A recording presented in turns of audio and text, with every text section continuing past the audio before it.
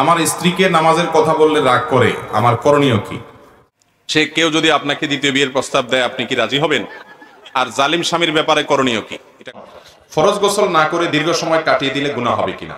এরপরে প্রশ্ন হলো, ঘুমানোর সময় স্ত্রী যদি স্বামীর ডান পাশে শুয়ে থাকে তাহলে কি কোনো গুনাহ হবে? এরপরে প্রশ্ন হলো, আমি প্রসাব করার পর টিস্যু ব্যবহার করি, তবুও প্রসাব শেষে আবার 2-1 ফোঁটা বের হয়, কাপড়ে লাগে, এই অবস্থা আমার করণীয় কি? মাদ্রাসায় পড়লে কি আলেম বলে? আসলে আলেম কে এবং আলেম বলতে কি বুঝে? যদি নিজের স্ত্রী স্বামীর সাথে তুই মুই করে কথা বলে, এতে যদি স্বামীর রাগ হয় অথবা খারাপ লাগে, তাহলে কি স্ত্রীর এভাবে কথা বলা উচিত? এরপরে প্রশ্ন হলো, মুমিন 1 পেটে খায় আর কাফের 7 পেটে খায়, এই হাদিসটার ব্যাখ্যা কি? টাকনুর নিচে কাপড় পরা হারাম, কিন্তু অনেকের জুব্বা টাকনুর নিচে চলে যায়, এটা কি জায়েজ?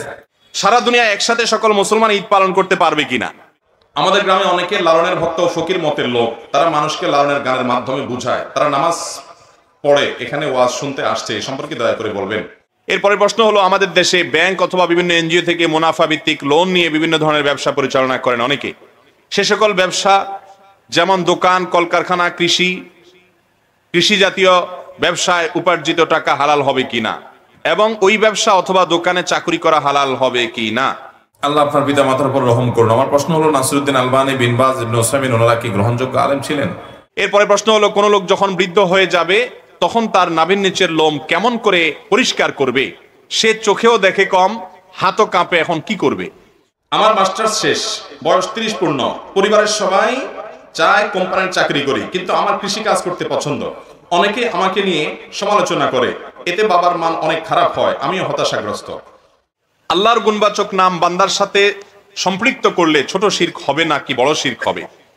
আল্লাহর কোন কোন নামগুলো বান্দার সাথে সরাসরি সম্পৃক্ত করলে শিরক হবে, অনুগ্রহ করে বলে দিবেন। ওযু করার পর যদি কাশির সাথে সামান্য একটু প্রসাব হয়, তাহলে কি ওযু ভাঙবে? এরপরে প্রশ্ন হলো, মহিলারা গোসল করলে কাপড় পূর্ণ খুলতে হয়, তাহলে ছাদবিহীন গোসলখানায় তা করা যাবে কিনা, এবং সেখানে কাপড় কিভাবে খুলবে ও কিভাবে পরবে জানালে ভালো হয়।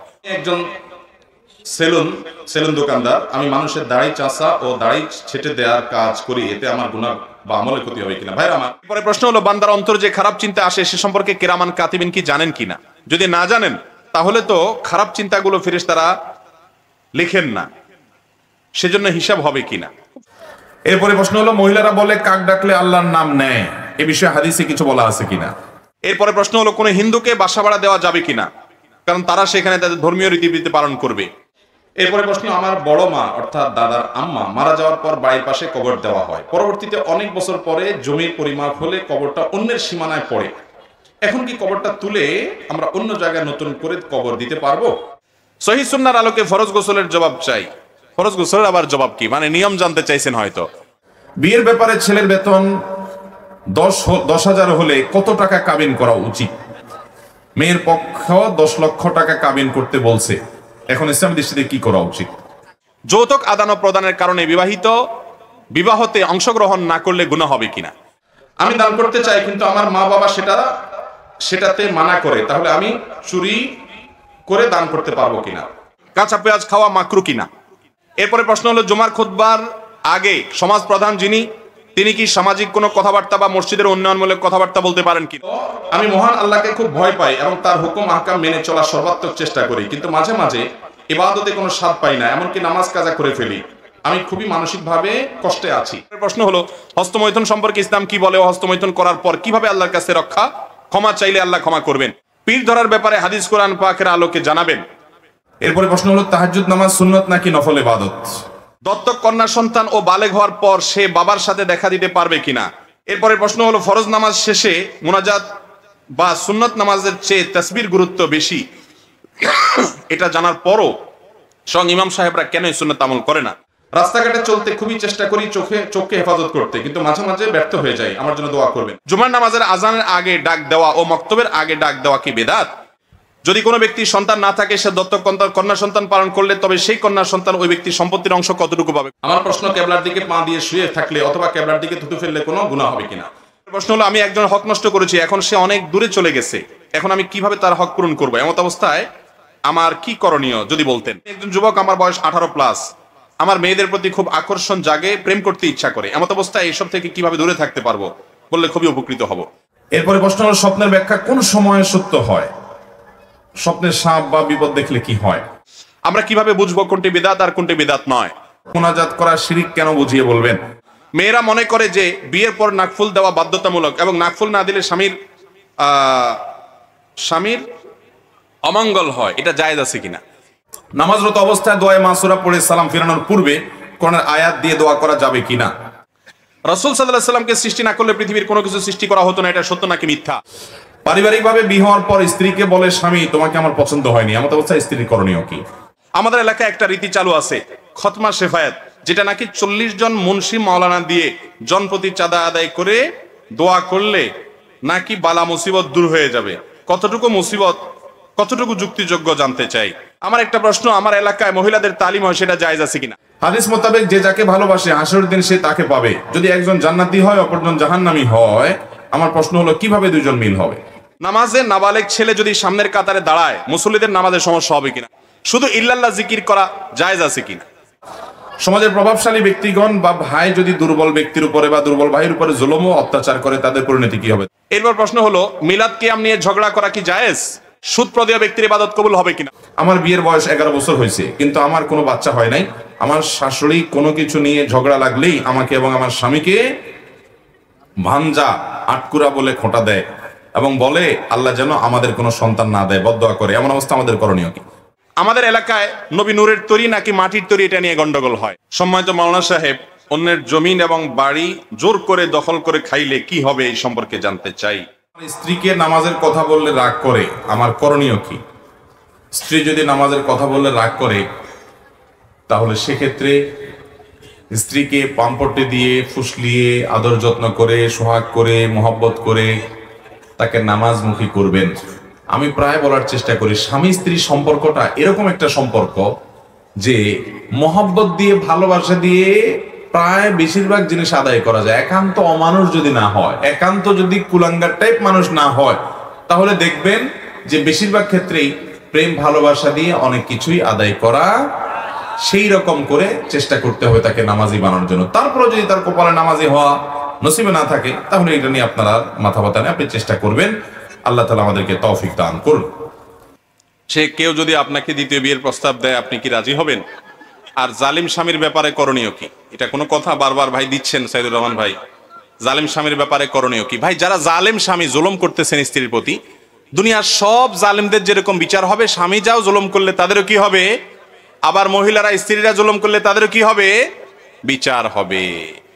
আর যার এক বিয়ে করার পর একাধিক বিয়ে করার পর দোনো স্ত্রীর মধ্যে ইনসাফ রক্ষা করার ক্ষমতা নাই, তার জন্য একাধিক বিয়ে করা জায়েজ নাই। এটা এত সহজ না। অনেক একাধিক বিয়ে করার জন্য খুব লাফায় বলে, কিন্তু একাধিক স্ত্রী থাকলে সমতা বজায় রাখতে পারে না। আল্লাহ তাআলা আমাদেরকে বোঝার তৌফিক দান করুন। প্রথম প্রশ্ন, ফরজ গোসল না করে দীর্ঘ সময় কাটিয়ে দিলে গুনাহ হবে কিনা? ফরজ গোসল এটা বিলম্ব না করে যত দ্রুততার সাথে করা যায় ততই ভালো, স্বাস্থ্যের জন্য ভালো, ঈমান আমলের দৃষ্টিকোণ থেকেও ইসলামের দৃষ্টিকোণ থেকেও এটি ভালো। তবে কোনো কারণে ধরুন কারোর গভীর রাতে গোসল ফরজ হয়েছে, তিনি ফজরের সালাতের আগ পর্যন্ত যেহেতু তার গোসল না করলেও অসুবিধা নাই, যেহেতু নামাজের জন্য গোসল করতে হবে, সেজন্য তিনি গোসল ছাড়া যদি ফজরের নামাজের আগ পর্যন্ত থাকতে পারেন, তবে এক্ষেত্রে তার জন্য উচিত এবং কর্তব্য উত্তম হলো মিনিমাম ওযুটা করে নেওয়া। ওই অবস্থায় ওযু করে তারপর তিনি শুয়ে পড়বেন, এবং এটি বিভিন্ন হাদিস দ্বারা প্রমাণিত। কারণ মনে করেন ফজরের পরে গোসল ফরজ হয়েছে, এখন যোহরের নামাজের আগ পর্যন্ত মাঝখানে আর কোনো নামাজ নাই, তাহলে গোসলটা একটু পরে, 2 ঘন্টা পরে, 3 ঘন্টা পরেও তিনি করতে চাচ্ছেন, করতে পারেন। তাহলে এক্ষেত্রে উত্তম হলো ওযু করে নিয়ে তারপরে অন্যান্য কাজ কাম করা, এবং পরবর্তী ফরজ ওয়াক্তের আগেই, ফরজ সালাতের আগেই তিনি অবশ্যই গোসল করে ফেলতে হবে। যদি কোনো কারণে ওযুও না করেন তারপরেও শুয়ে থাকেন উনি বাথরুম সেরে এসে, তো সেটাতে বড় কোনো গুনাহ হবে না, তবে ওযু করে শোয়াটাই হলো সুন্নাহসম্মত এবং ভালো। আমাদের সমাজে গোসল ফরজ হওয়ার পর মেয়েরা যদি গৃহস্থলী কাজ করে, তাহলে দেখবেন ফতোয়ার কোনো শেষ নাই। যত ভুয়া ভিত্তিহীন ফতোয়া মেয়েদের উপরে এদেশে আরোপ করা হয়, মেয়েদের উপরে যত মাসআলা, ভুয়া মাসআলা আরোপ করা হয়, ছেলেদের উপরে এত মাসআলা আরোপ করা হয় না।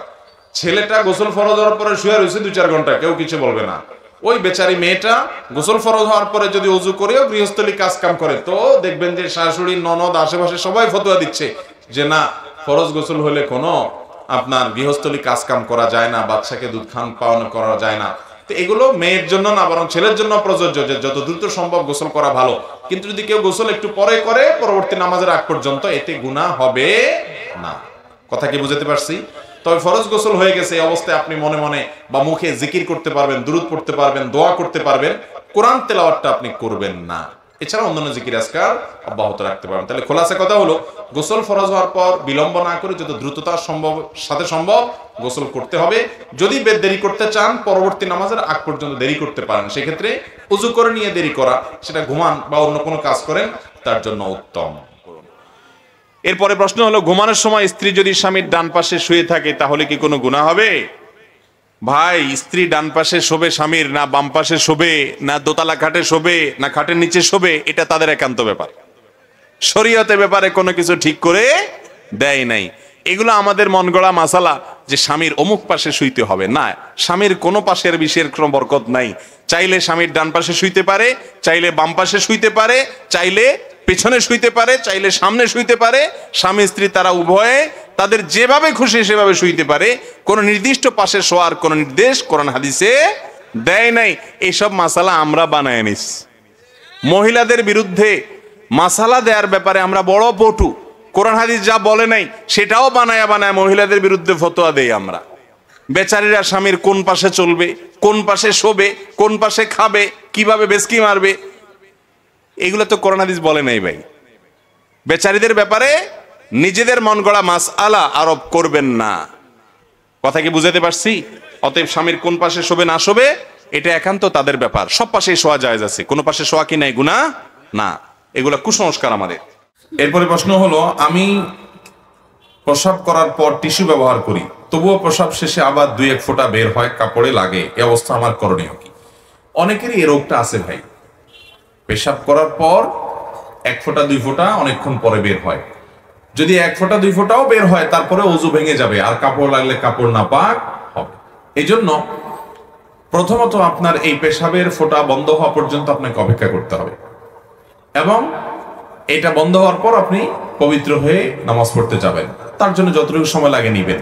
আবার অনেকের আছে অহেতুক সন্দেহ, পেশাবের ফোঁটা বাহির হোক বা না হোক, তার মনে হয় বাইরে হয়েছে, বাইরে হয়েছে, ঘন ঘন চেক করতে হয়, আছে না নাই? তো এইটা হলো রোগ। এই রোগকে পাত্তা দেওয়া যাবে না। যদি দেখেন যে এরকম প্রায় দেখছেন চেক করে আসলে কিছু বাইর হয় নাই, অযথাই আপনার মনে হয়েছে, তাহলে এটাকে পাত্তা দিবেন না। নবী করিম সাল্লাল্লাহু আলাইহি সাল্লাম তো ভিজা হাতে পানি নিয়ে এরকম ছিটা দিতে বলেছেন, কাপড়ের উপর দিয়ে, লজ্জাস্থানের বাইরে কাপড়ের উপর দিয়ে ছিটা দিতে বলেছেন। কেন? যাতে করে ওই শয়তান আপনার মধ্যে ওয়াসওয়াসা ঢুকাতে না পারেন যে আপনার পেশাবের ফোঁটা বের হয়েছে, তাইলে এটা পেশাবের ফোঁটা কিনা। আপনি নিজে পানি ছিটা দিয়ে দিবেন, তাতে করে আপনার পেশাবের ফোঁটা এরকম কোন সন্দেহ শয়তান সৃষ্টি করার সুযোগই পাবে না। তার মানে সন্দেহকে পাত্তা দেওয়া যাবে অহেতুক। হ্যাঁ, আপনি নিশ্চিত জানেন হ্যাঁ ভিজে গেছে, পড়ে গেছে, পেশাব বের হয়ে গেছে, তাহলে আপনি সেটা যে অংশ লেগে গেছে ওই অংশটা ধুয়ে ফেললেন এবং ওযু করে নামাজ পড়লেন, নামাজ হয়ে যাবে। কারোর কারোর পেশাবের রোগ আছে, কিন্তু বেশিরভাগ ক্ষেত্রে এটা ওয়াসওয়াসাকে পাত্তা দেওয়া যাবে না। নাই। মাদ্রাসায় পড়লে কি আলেম বলে? আসলে আলেমকে এবং আলেম বলতে কি বুঝায় ভাই? আলেমের সংজ্ঞা অনেক সালাফ বলেছেন, যে ব্যক্তি এলেম অনুযায়ী আমল করে সে আলেম। আমাদের সমাজে আলেম বলা হয় কোরআন এবং হাদিসের পর্যাপ্ত নলেজ যিনি অর্জন করেছেন, কোন ওস্তাদ থেকে তাকে আলেম বলে।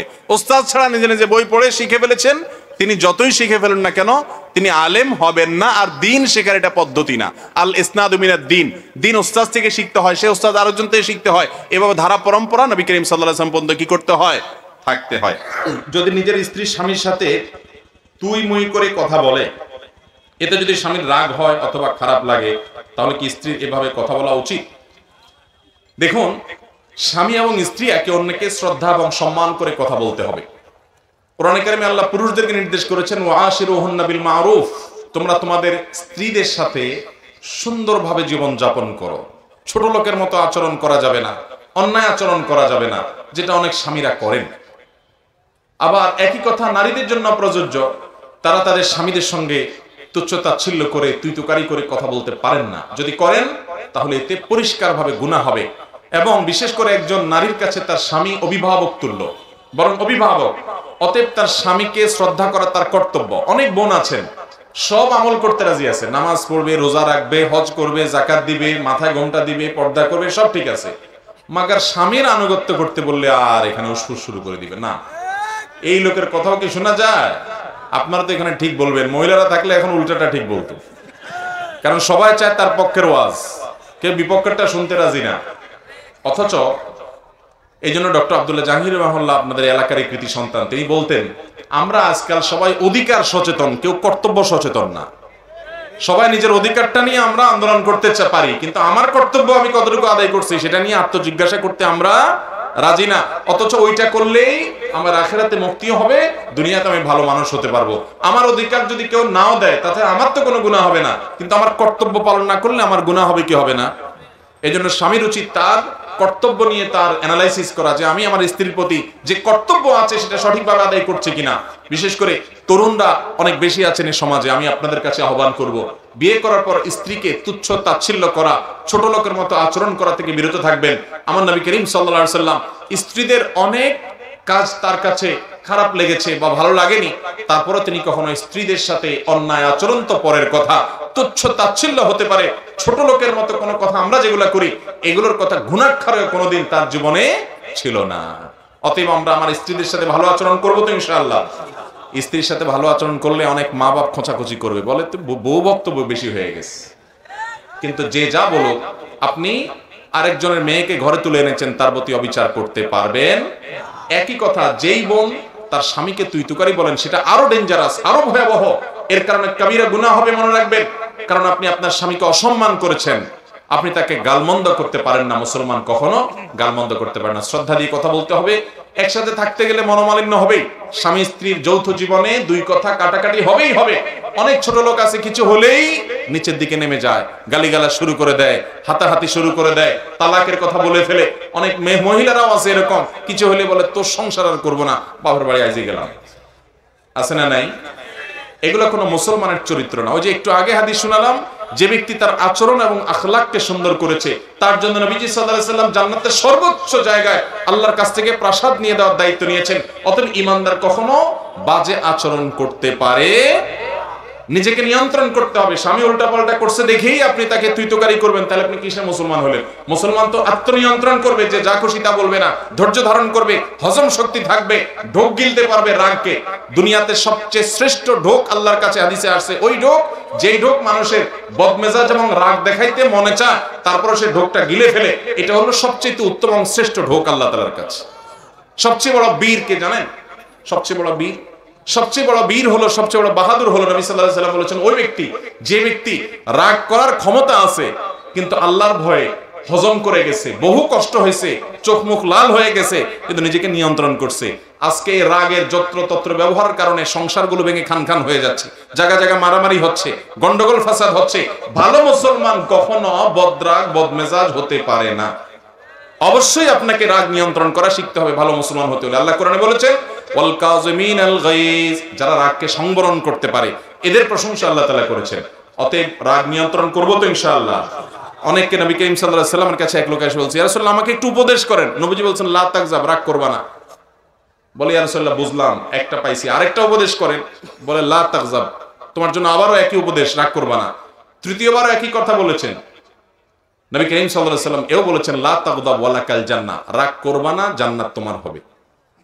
অতএব বদরাগ নিয়ন্ত্রণ করবো তো ইনশাআল্লাহ।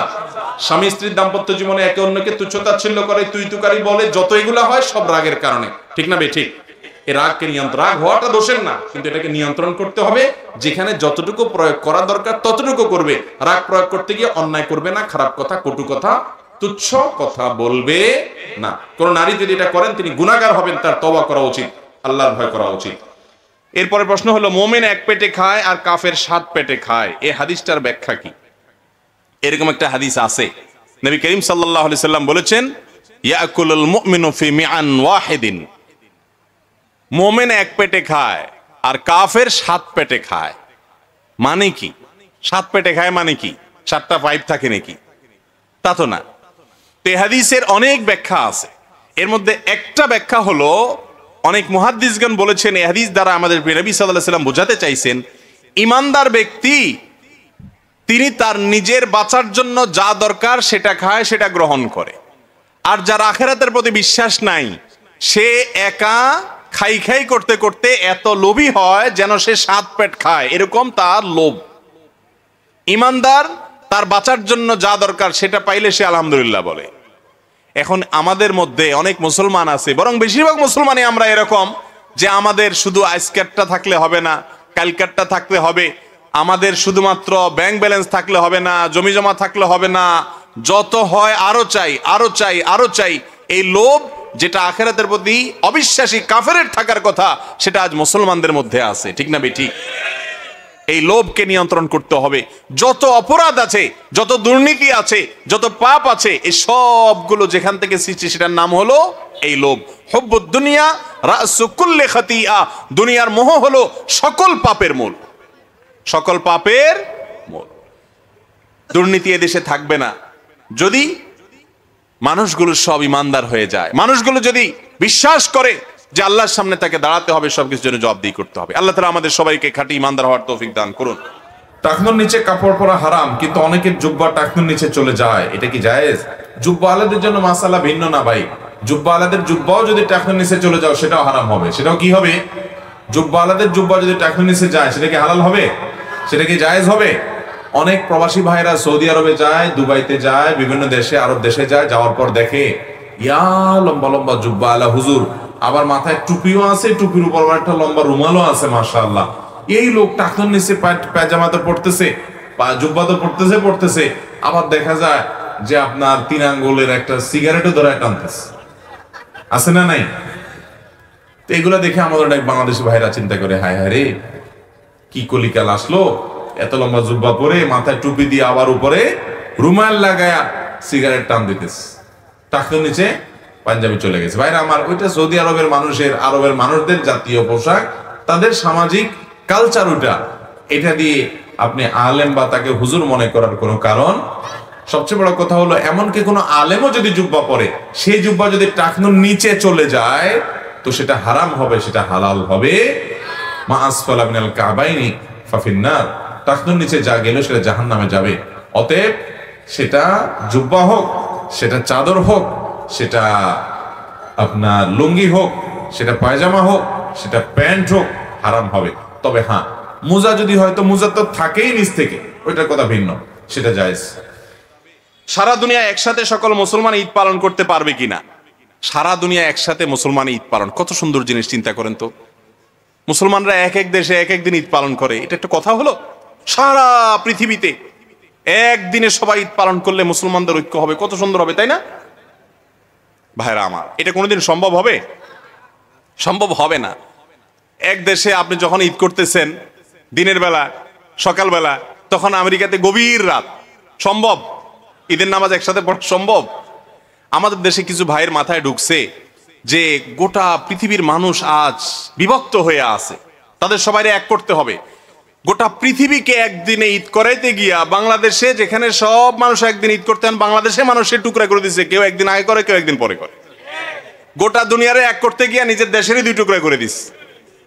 এটা কি ঐক্য হলো না বিভক্তি হলো? মনে রাখবেন, এই কাজগুলো যারা করে তাদের বড় একটা অংশ আলেম না, আলেম না, ওলামা একরামের উপরে পণ্ডিতি করে এই কাজগুলা করে। আল্লাহর রাস্তে এগুলা করবেন না, এগুলা করবেন না। এই দেশটার মানুষ একটা আমলের উপরে ঐক্যবদ্ধ এবং সেই ব্যাপারে 99.9% ওলামা একরাম একমত। আপনি সেখানে আবার ভিন্ন আরেকটা গ্রুপ করে একদিন তারা ঈদ করতেছে, একদিন আপনারা করতেছেন, এটা আমাদের জন্য লজ্জার। দুনিয়ারে এক করতে যায়, নিজের দেশে 2 টুকরা করে দিছে, এটা জায়েজ নাই, এটা করবেন না। এই বিষয়ে ফোকাহ একরামের মত পার্থক্য আছে বহু পুরাতন, সেটা ভিন্ন বিষয়। কিন্তু আমাদের দেশে এইটা সাধারণ মানুষ আপনারা বিচ্ছিন্নভাবে আমল করে আমদানি করবেন, সেটা দ্বারা সমাজ বিশৃঙ্খল হবে, এটা জায়েজ নাই। এরপরে প্রশ্ন হলো, আমাদের গ্রামে অনেকে লালনের ভক্ত ও ফকির মতের লোক, তারা মানুষকে লালনের গানের মাধ্যমে বুঝায়, তারা নামাজ পড়ে, এখানে ওয়াজ শুনতে আসছে, এই সম্পর্কে দয়া করে বলবেন। ভাইরা আমার, আমি কাউকে ছোট করে বা অশ্রদ্ধা করে কথা বলতে চাই না, তবে ইসলাম অত্যন্ত পরিষ্কার। ইসলাম হলো কোরআন এবং সুন্নাহকে অনুসরণ করার নাম। কোরআন এবং সুন্নাহকে আপনি অধ্যয়ন করেন, দিনের আলোর মতো পরিষ্কার হয়ে যাবে যে একজন মুসলমান হিসেবে আপনার কি করা উচিত, কার কি করা উচিত নয়। আমরা বিশেষ করে ইসলামের নামে নানা মতবাদের কথা শুনি। এই আপনার মতবাদগুলোর প্রত্যেকটা নিয়ে আলাদা আলাদা অ্যানালাইসিস আছে। বিশেষ করে বাউলদের যে জীবন আচার, তাদের যে ধর্ম বিশ্বাস, এটা নিয়ে আমাদের 1 ঘন্টার উপর একটা বক্তব্য ইউটিউবে আছে, আপনি সার্চ দিলে সেখানে পেয়ে যাবেন। আমি বহু দিন ব্যয় করে তাদের বই পুস্তক পড়ে তার উপরে ডিটেইল আলোচনা করেছি, আপনি সেটা শুনে নিতে পারেন। আমি অনুরোধ করব আপনি অনুগ্রহ করে নির্মোহভাবে একটা বার পুরো আলোচনা শোনার চেষ্টা করেন, আশা করছি আপনার কাছে ক্লিয়ার হয়ে যাবে। আমি শুধু এটুকু বলবো, কিয়ামতের আগে ইসলামকে অনেকে অনেকভাবে ব্যাখ্যা করবে। কেউ বলবে নামাজ কালাম পড়ার দরকার নাই, মারিফত এটাই সব। মারিফত কি? মারিফত হলো সব ভিতরে ভিতরে, উপরে কিছু করা লাগবে না। তাদেরকে জিজ্ঞাসা করবেন, আমার নবীজি সাল্লাল্লাহু আলাইহি সাল্লাম শুধু নামাজ পড়েন নাই, জীবনের শেষ মুহূর্তে যখন তার নিজের ঘর থেকে তার যে কবর, আপনার মিম্বর, যেটা এই আজকের এই যে মাহফিলের যে আমাদের এই প্যান্ডেল আছে, প্যান্ডেলের স্টেজ থেকে প্যান্ডেলের শেষ মাথা পর্যন্ত এতটুকু দূর হবে না, আরো কম। যারা মদিনায় গেছেন তারা জানেন, নবীজির কবর থেকে ওনার মিম্বর আরো কাছে। এতটুকু জায়গায় পায়ে হেঁটে এসে নামাজ পড়ার মতো ক্ষমতা ওনার শরীরে ছিল না। জীবনের শেষ মুহূর্তে অসুস্থ অবস্থা, তখন আলী এবং আব্বাস রাদিয়াল্লাহু তাআলা আনহুমা দুজনের কাঁধে 2 হাত দিয়ে পুরো শরীরের ভার তাদের উপরে ছেড়ে দিয়ে পাও দুইটাকে মাটির সাথে টানতে টানতে ওই বাসা থেকে মিম্বরের কাছে এসেছেন। তারপরে একা একা ওখানে নামাজ পড়েন নাই। আর জীবনে প্রত্যেকটা ওয়াক্ত নামাজ কিভাবে পড়ছেন সেটা আরো ভালো জানেন। আল্লাহ কোরআনে কারীমে বলেছেন, ফাইন খিফতুম ফারজান ওয়া রুকবানা, যদি তোমরা নামাজ পড়তে আশঙ্কা করো, রণাঙ্গনে থেকে নামাজ পড়তে গেলে শত্রু তোমাকে শেষ করে দিবে, পায়ে হেঁটে হাঁটতে হাঁটতে হাঁটা অবস্থায়, ভ্রমণকারী অবস্থায় নামাজ পড়বে, তারপরও নামাজ মাফ নাই, এরকম একটা গুরুত্বপূর্ণ বিষয় কোরআন এভাবে স্পষ্ট করে বলেছে। আপনি বলেন না শরীয়ত টরিয়ত অর্থাৎ এইভাবে এত নামাজ কালামের দরকার নাই, ভিতরে ভিতরে মারিফত টারিফত কিছু একটা করলেই হয়ে যাবে। তাহলে নবীজি এত কষ্ট কেন করছেন? ইসলাম কি আপনি নবীজির কাছ থেকে শুনবেন নাকি এদের কাছ থেকে শুনবেন? কার কাছ থেকে শুনবেন? আল্লাহ নবীর কাছ থেকে শুনবেন না? আল্লাহ তাআলা তাকেই পাঠিয়েছেন মডেল হিসাবে। অতএব ইসলামের নামে আমরা এই সমস্ত বিভ্রান্তির মধ্যে থাকলে কখনো আমরা মুক্তির পথ পেতে পারি না। নবী করিম সাল্লাল্লাহু আলাইহি ওয়াসাল্লাম পরিচ্ছন্ন থাকতেন, তিনি পরিষ্কার থাকতেন। জুমার দিন গোসল করাকে এক হাদিসে তিনি ওয়াজিব বলেছেন, এটা আগে ওয়াজিব ছিল পরে মানসুখ হয়েছে। ভাইরা আমার, নবী সাল্লাল্লাহু আলাইহি ওয়াসাল্লাম প্রতিদিন অনেকবার করে মেসওয়াক করতেন, পরিচ্ছন্ন থাকতেন, যাতে মুখের দুর্গন্ধে কারোর কষ্ট না হয়। তিনি বাসায় ঢুকতে মেসওয়াক করতেন, ওযুর সময় মেসওয়াক করতেন, নামাজের সময় মেসওয়াক করতেন, তিনি কোনো জায়গায় যেতে গেলে মেসওয়াক করতেন, জুমার দিন আলাদা মেসওয়াক করতেন। এত ঘন ঘন মেসওয়াক করতেন যাতে পরিচ্ছন্ন থাকে। 5 বার 5 ওয়াক্তের জন্য ওযু করতেন যাতে পরিচ্ছন্ন থাকে, সুস্থ থাকে, ফ্রেশ থাকে, তিনি পরিপাটি থাকতেন। ইসলামটা সুন্দর। আপনি ইসলামের নামে সালাত চট পরে থাকবেন, চুলের মধ্যে আপনার ময়লা জটলা পাকায় যাবে, আপনার গায়ের থেকে দুর্গন্ধ হবে, আপনি বিড়ি আর গাঁজা খাবেন আর বলবেন এটার নাম ইসলাম। তো তাহলে ভণ্ডামি দুনিয়াতে কিসের নাম হবে? আল্লাহ তাআলা আমাদের এই ভাইদেরকে বুঝার তৌফিক দান করুন। নারীদেরকে আল্লাহ তাআলা সৃষ্টি করেছেন পুরুষদের প্রতি তাদের আকৃষ্ট হবে এবং পুরুষরা তাদের প্রতি আকৃষ্ট হবে। এজন্য এই ডক্টর খন্দকার আব্দুল্লাহ জাহাঙ্গীর রহমানের একটা কথা আছে, স্বর্ণের অক্ষরে লেখার মতো। স্যার রাহমাতুল্লাহ বলতেন, যৌনতা এটা প্রমোটেড বাই আল্লাহ সুবহানাহু ওয়া তাআলা, সৃষ্টিগতভাবে যৌনতা প্রমোটেড। একটা নির্দিষ্ট বয়সে যাওয়ার পর মানুষের ভিতরে যৌন আকাঙ্ক্ষা জাগ্রত হয় কি হয় না? এটা কি কায়ও জাগ্রত করে দিতে হয়? মানুষ তো দূরের কথা, পশু পাখিও এরকম, যে একটা নির্দিষ্ট এই যে বয়সে যাওয়ার পর এমনিতেই তার ভিতরে যৌন আকাঙ্ক্ষা জাগ্রত হয়। অর্থাৎ যেটা সৃষ্টিগতভাবে যেটা প্রমোটেড হয়ে আছে, আগে থেকেই সেটা যথেষ্ট অগ্রসর হয়ে আছে আপনার মধ্যে, সেটার আকাঙ্ক্ষা দারুণভাবে আগে থেকে জেগে আছে। সেই যৌনতা যদি বিজ্ঞাপনের বিলবোর্ডের নামে, নাটক সিনেমার নামে, নোবেলের নামে, বাউলগিরির নামে, ফাউলগিরির নামে, নানা নামে যদি নারী পুরুষকে একসাথ করে ফেলেন এবং যৌন আকাঙ্ক্ষাকে যদি জাগ্রত করে তোলেন, তাহলে প্রমোটেড জিনিসটাকে যদি আরো প্রমোটেড করতে চান, 120 স্পিডে গাড়িতে পিছন থেকে আরো বড় গাড়ি দিয়ে ধাক্কা দিয়ে যেরকম দুর্ঘটনার শিকার হবে, যুবকরা তরুণরা ধ্বংস হয়ে ধ্বংসের দ্বার প্রান্তে চলে যাবে। কারণ তাদের যৌনতাটা এমনিতে এই বয়সে প্রমোটেড। এটাকে প্রমোট করতে হয় না, এটাকে কন্ট্রোল করতে হয়। বরং এটাকে আরো বিভিন্ন বিনোদনের নামে যখন উত্তেজিত করা হয়, যুবকদেরকে যখন আরো জাগিয়ে তোলা হয়, তখন যুবকদের যারা ধর্ষণ হয়, পাশবিক নির্যাতন হয়, কোনো আইন করে কোনো শাস্তি দিয়ে এগুলো নিয়ন্ত্রণ করা যাবে না। এগুলো নিয়ন্ত্রণ করতে হলে আল্লাহর বিধানের ভেতরে আসার কোনো বিকল্প পথ আর। অথচ এই বাউলে বিশ্বাসী ভাইরা, আমাদের এই সমস্ত ফকিরি আপনার ধারার বিশ্বাসী ভাইরা, তথাকথিত মারিফতি ধারার ভাইরা, তাদের কাছে নারী পুরুষের সাথে যত মিশবেন তত আপনার আধ্যাত্মিকতা তত বাড়বে। এটা শুধু আমার বক্তব্য নয়, তাদের বহু গানের বক্তব্য। ওই যে আপনার সময় গেলে সাধন হবে না, এই গানের যে কথামালা, এই গানের যে ব্যাখ্যা ইউনিভার্সিটির টিচাররা করেছেন, ওইটা আমি অক্ষরে অক্ষরে আমার এই বক্তব্যে একেবারে বই পৃষ্ঠা সহকারে বিস্তারিত বলেছি, শুনে দেখবেন। অতএব ভাইরা আমার, ইসলাম পরিষ্কার পরিচ্ছন্ন, এখানে কোনো নোংরামো নাই, এখানে কোনো পাগলামো নাই, এখানে কোনো গাঞ্জা খাও খাই নাই, এখানে কোনো চুলের জটলা নাই, এখানে কোনো চুলের ময়লা নাই, এখানে চটপরে ময়লা হয়ে থাকা নাই, এখানে দেশ এবং জাতির বোঝা হয়ে আপনি মাজারে শুয়ে থাকবেন, দুইটা পয়সা কামাবেন না, আর্থসামাজিক উন্নয়নে কোনো ভূমিকা রাখবেন না, নিজে বোঝা অন্যের জন্য বোঝা হবেন, সংসার করবেন না, এরকম যদি হয় তাহলে পৃথিবীটা অচল হয়ে যাবে। এরকম অযৌক্তিক জিনিস ইসলামে নাই। আল্লাহ আমাদেরকে বোঝার তৌফিক দান করুন। এরপরের প্রশ্ন হলো, আমাদের দেশে ব্যাংক অথবা বিভিন্ন এনজিও থেকে মুনাফা ভিত্তিক লোন নিয়ে বিভিন্ন ধরনের ব্যবসা পরিচালনা করেন অনেকে। সে সকল ব্যবসা যেমন দোকান, কলকারখানা, কৃষি জাতীয় ব্যবসায় উপার্জিত টাকা হালাল হবে কিনা, এবং ওই ব্যবসা অথবা দোকানে চাকরি করা হালাল হবে কিনা। দেখুন, ব্যবসা করার জন্য বা কৃষি কাজ করার জন্য বা বিদেশ যাওয়ার জন্য বা যে কোনো কাজ করার জন্য লোন আপনি নিতে পারেন, কিন্তু সুদ ভিত্তিক লোন যদি নেন, এনজিও থেকে নেন আর যেখান থেকেই নেন, সেটাকে নবী করিম সাল্লাল্লাহু আলাইহি সাল্লাম বলেছেন, ইজতানিবু আস-সাবআল মুবিকাত, 7টা এমন অপরাধ থেকে তোমরা বাঁচবা যেই মহাপাপ মানুষকে ধ্বংস করে। 7টা পাপ থেকে বাঁচবা যেটা মানুষকে ধ্বংস করে, তার মধ্যে থেকে একটা হলো এই সুদ। সুদের কারবারের সাথে যে জড়িত হয়, আল্লাহ রাব্বুল আলামিন তার বিরুদ্ধে যুদ্ধের ঘোষণা দিয়েছে। অন্য কোন হারাম কাজের ব্যাপারে এরকম শক্ত কথা আল্লাহ বলেন নাই, সুদের ব্যাপারে যেটা বলেছেন, আপন মায়ের সঙ্গে জিনা করার চাইতে জঘন্য অপরাধ হলো এই সুদের অপরাধ। সুদের অপরাধটা এত ডেঞ্জারাস যে এটার ব্যাপারে কোরআন হাদিসে এত বেশি সতর্কবাণী এসেছে, অন্য কোন হারাম কাজের ব্যাপারে এত বেশি সতর্কবাণী পাওয়া যায় না।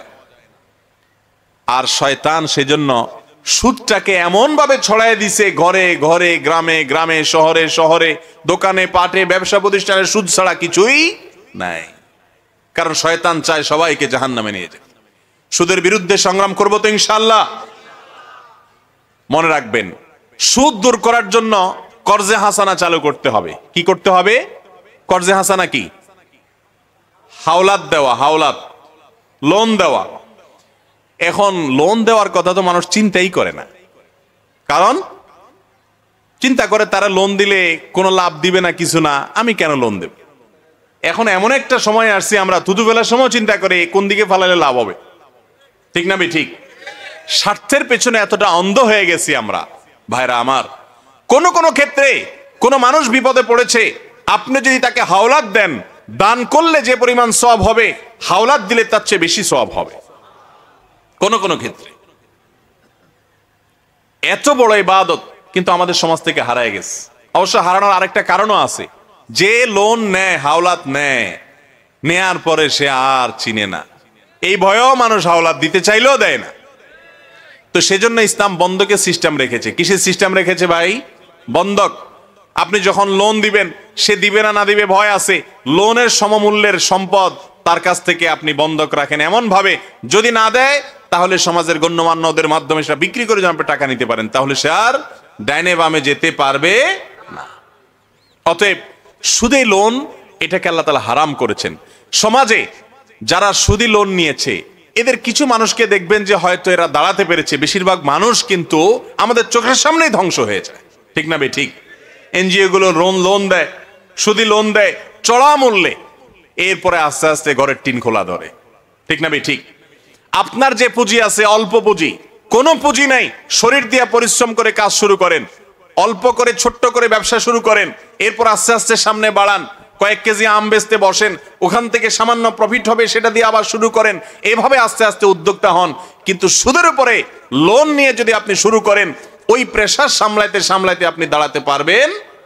আর যদি দাঁড়াইতে পারেনও, আপনার এই ব্যবসা আপনার দুনিয়া এবং আখিরাত এই সবগুলোর সমস্ত কল্যাণ এবং বরকত ধ্বংস করবেন আল্লাহ তাআলা। কারণ সুদকে আল্লাহ তাআলা হারাম করেছেন, হারামে আরাম থাকতে পারে না।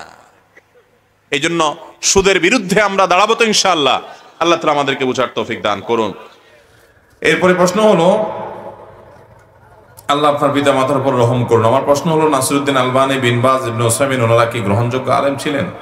ভাইরা আমার, আপনি তিনজন আলেমের নাম নিয়েছেন, কিন্তু তাদের নামটাকে এমন ভাবে নিয়েছেন মনে হয় আপনার খালাতো চাচাতো ভাই লাগে, দোস্ত দোস্ত একটা ভাব লাগে, এরকম একটা ভাব। নামের আগে কোনো পদবি উল্লেখ নাই, কোনো সম্মানসূচক কিছু উল্লেখ নাই, নামের পরে দোয়ামূলক কিছু নাই, অথচ তিনজন মানুষ দুনিয়া থেকে চলে গেছেন। ভাইরা আমার, শেখ নাসিরউদ্দিন আলবানী, শেখ বিন বাজ এবং শেখ ইবনে উসাইমিন রাহিমাহুমুল্লাহ, তারা ছিলেন যুগের শ্রেষ্ঠতম উলামা ইকরামের মধ্যে থেকে অন্যতম। আল্লাহ তাআলা তাদেরকে কোরআন হাদিসের অগাধ নলেজ দিয়েছেন, এবং এক একজনের যে খেদমাত আছে, শেখ আব্দুল আজিজ বিন আব্দুল্লাহ বিন বাজ রাহিমাহুল্লাহ সৌদি আরবের সাবেক গ্র্যান্ড মুফতি, ফিকহ হাম্বলের উপরে এরকম পণ্ডিত মানুষ তার সময়কার সবচেয়ে সেরা মানুষগুলোর অন্যতম। তিনি অন্ধ ছিলেন, অথচ তাকে জিজ্ঞাসা করা হয়েছিল যে আপনি বুখারী এবং মুসলিমের যে কোনো হাদিস যে কোনো সময় অনর্গলভাবে বলতে থাকেন, আপনি কি বুখারী এবং মুসলিমের সকল হাদিস আপনার কি মুখস্থ? তিনি বলেছিলেন আলহামদুলিল্লাহ, সবগুলো তার মুখস্থ। ভাইরা আমার, একজন অন্ধ মানুষ ছিলেন এবং ছোটবেলা থেকেই তিনি অন্ধ ছিলেন। তার একটা ঘটনা সম্ভবত তিনি নিজেই বর্ণনা করছিলেন, কোন একটা ভিডিওতে দেখছিলাম যে তার খালা, তিনি যখন ছোট ছিলেন, শোয়া ছিলেন, তার মাকে বলছিলেন যে আব্দুল আজিজ সে তো অন্ধ, কি হবে ওর জীবনে, আহারে কিভাবে প্রতিষ্ঠিত হবে, কিভাবে সমাজে টিকবে। একসময় গোটা পৃথিবীর সবচাইতে প্রভাবশালী এবং নামকরা ওলামাদের মধ্যে থেকে একজন হয়েছেন। হাজার হাজার আলেমরা তার সামনে দোজান হয়ে, ছাত্র হয়ে গৌরবের সাথে নিজেদের পরিচয় উল্লেখ করতে পেরেছেন যে আমি বিন বাজ রাহিমাহুল্লাহর ছাত্র। ভাইরা আমার, এমন কোনো মাসআলা পাওয়া যায় না যেই মাসআলায় তার জবাব পাওয়া যায় না, এবং কোরআন এবং হাদিস থেকে একজন অন্ধ মানুষ এত পরিমাণ নুসুসের হাফেজ, যেটা আপনি খুঁজে খুব বেশি একটা সারা দুনিয়াতে খুঁজে অনেক বেশি পাবেন না। ভাইরা, এত বড় মাপের আলেম ছিলেন রাহিমাহুল্লাহ রাহমাতান ওয়াসিআ, ঠিক বিন বাজ রাহিমাহুল্লাহ এবং শেখ নাসিরউদ্দিন আলবানী রাহিমাহুল্লাহ। তার কথাও শেখ নাসিরউদ্দিন আলবানী রাহিমাহুল্লাহ দ্বারা যে পরিমাণ খেদমত আল্লাহ নিয়েছেন, আমরা তো অনেকে অনেক কথা বলি ভাই। যত হাদিসের তাহকিক করে গেছেন তিনি আছেন, শেখ আহমদ শাকির রাহিমাহুল্লাহ আছেন, আরো অনেক উলামা ইকরাম আছেন দুনিয়াতে। তিনজনের নাম বলেছেন, আমরা বলতে চাই তারা যুগের শ্রেষ্ঠতম উলামা ইকরাম, আপন সময়ের শ্রেষ্ঠতম উলামাদের মধ্যে থেকে তারা ছিলেন। আল্লাহ তাআলা তাদের ভুল ত্রুটি মাফ করে তাদেরকে জান্নাতুল ফেরদাউসের আলা মাকাম দান করুন, বলুন আমিন। ভাইরা আমার, এই সমস্ত উলামা ইকরাম এবং আরো যত উলামা ইকরাম আছেন, আপনার সাথে কোনো বিষয়ে এই সমস্ত উলামা ইকরামের আপনি অনুসারী নাও হতে পারেন, আপনি এই সমস্ত উলামাদের প্রতি বিদ্বেষ রাখবেন না, বিদ্বেষমূলক মন্তব্য করবেন না। শুধু ওনারা নন, যে কোনো উলামা ইকরাম সম্পর্কে। ভাইরা আমার, উলামা ইকরাম সম্পর্কে আমরা আজকাল সাধারণ মানুষ এমন এমন কথা বলে ফেলি যেগুলো আসলে রীতিমতো বেয়াদবির শামিল। সূরা হুজুরাতের শুরুতেই আপনি তাকায় দেখেন, আমাদেরকে আদব শেখানো হয়েছে। মুসলমান বেয়াদব হতে পারে। আল্লাহ তাআলা উলামাদের কদর করা, তাদের মর্যাদাকে অনুধাবন করার তৌফিক আমাদেরকে দান করুন। আমি কোনো আলেমকে অনুসরণ না করতে পারি, কিন্তু শ্রদ্ধার কোনো ঘাটতি হতে পারে। এরপরে প্রশ্ন হলো, কোন লোক যখন বৃদ্ধ হয়ে যাবে তখন তার নাভির নিচের লোম কেমন করে পরিষ্কার করবে? সে চোখেও দেখে কম, হাতও কাঁপে, এখন কি করবে? প্রথম কথা হলো যে আল্লাহ মাফ করুক, যদি কোনো ব্যক্তি এত বেশি বৃদ্ধ হয়ে যান যে নাভির নিচের লোম, এগুলো বগলের নিচের লোম, এগুলো তার মানে পরিষ্কার মতো কোনো ক্ষমতা নাই শরীরে, এরকম যদি হয়, তার নিকট আত্মীয় যারা আছেন, তার ছেলে আছেন, তার আপনার অধীনস্থ যারা আছেন, আত্মীয় স্বজন যারা আছেন, তার স্ত্রী থাকলে স্ত্রী বা অন্য কেউ থাকলে তারা, আত্মীয় স্বজন রক্তের যারা আছেন, ঘরের পরিবারের লোক, তারা তাকে সাহায্য করতে পারবেন এই কাজে। যতটুকু না হলে নয় ততটুকু উন্মুক্ত করে তাকে এই খেদমত এবং এই সেবা তাদের করার অধিকার সুযোগ আছে, সেটা জায়েজ। কথা কি বুঝাতে পারছি? আমার মাস্টার্স শেষ, বয়স 30 পূর্ণ, পরিবারের সবাই চায় কোম্পানির চাকরি করি, কিন্তু আমার কৃষি কাজ করতে পছন্দ। অনেকে আমাকে নিয়ে সমালোচনা করে, এতে বাবার মান অনেক খারাপ হয়, আমিও হতাশাগ্রস্ত। এই প্রশ্নকারী ভাইকে পাইলে আমার একটু বুকে জড়ায় ধরতে ইচ্ছা করছে। এত সুস্থ এবং সুন্দর চিন্তার মানুষ, যুবক আমাদের দেশে আছে মাশাআল্লাহ। ভাইরা আমার, আমাদের মুসলমানদের মধ্যে কেন জানি গোলামি করতে খুব মনে চায়। আমার অফিসে এক ভদ্রলোক আমাদের আসুন্নাহ ফাউন্ডেশনের ত্রাণ কার্যক্রমে অংশগ্রহণ করেছে, ইঞ্জিনিয়ার মানুষ। বললাম ভাই কি করেন? বলে হুজুর বেকার আছি, আমি চাকরির চেষ্টা করছি, চাকরি পাচ্ছি না। তাই বললাম চাকরি কেন করবেন, ব্যবসা শুরু করে দেন। 10 কেজি আম কিনে আমের সিজনে রাস্তার পাশে বসে যান, সাধারণত একটা শিক্ষিত ছেলে এটা শুনলে অপমান বোধ করে, হুজুর আমি তো আপনার কোনো ক্ষতি করি না, আমার ছোট করলেন কেন আপনি? আমি রাস্তার ধারে বসে আম বিক্রি করবো ফুটপাতে? আইআইইউসিতে চট্টগ্রাম আন্তর্জাতিক ইসলাম বিশ্ববিদ্যালয় ওরিয়েন্টেশন প্রোগ্রামে আমাকে দাওয়াত দেওয়া হয়েছে ওরিয়েন্টেশন স্পিকার হিসেবে। আমি সেখানে বলেছি স্টুডেন্টদেরকে যে তোমরা সবাই পড়াশোনা করার পর প্রত্যেকে উদ্যোক্তা হওয়ার চেষ্টা করবে, একটা করে ফার্ম দিবে, ছোট্ট করে বিজনেস শুরু করবে, ব্যবসাতে আল্লাহ তাআলা বরকত দেয়। চাকরি করা হারাম না, চাকরি করা নাজায়েজ না, কিন্তু নবী সাল্লাল্লাহু আলাইহি সাল্লাম তিনি এবং অন্যরা ব্যবসার প্রতি উৎসাহ দিয়েছেন। হ্যাঁ, তিনি অন্যের কাজ করেছেন, আপনি চাকরি করেন, এটা দোষের না, কিন্তু আপনার ভিতরে চেষ্টা থাকবে ব্যবসা করার, কারণ আল্লাহ তাআলা বরকত ব্যবসা দেয়। নবীগণের বেশিরভাগই এই জাতীয় কাজকে উৎসাহিত করেছেন। নবী সাল্লাল্লাহু আলাইহি সাল্লাম বলেছেন, আফদালুল কাসবি কাসবুল ইয়াদ, সবচেয়ে উত্তম কামাই হলো হাতের কামাই, নিজের হাতের কামাই। এখন মুশকিল হলো আমাদের সমাজটা এমন হয়ে গেছে, চাকরি করলে তাকে মনে করে অনেক বড় কিছু হয়ে গেছে। আরে ভাই, চাকরি যত বড়ই হোক, ওটা দিন শেষে চাকর থেকে চাকরি, চাকর থেকে চাকরি শব্দটার একটু খেয়াল করে দেখছেন মিনিংটা কি? চাকর, চাকর বুঝেন?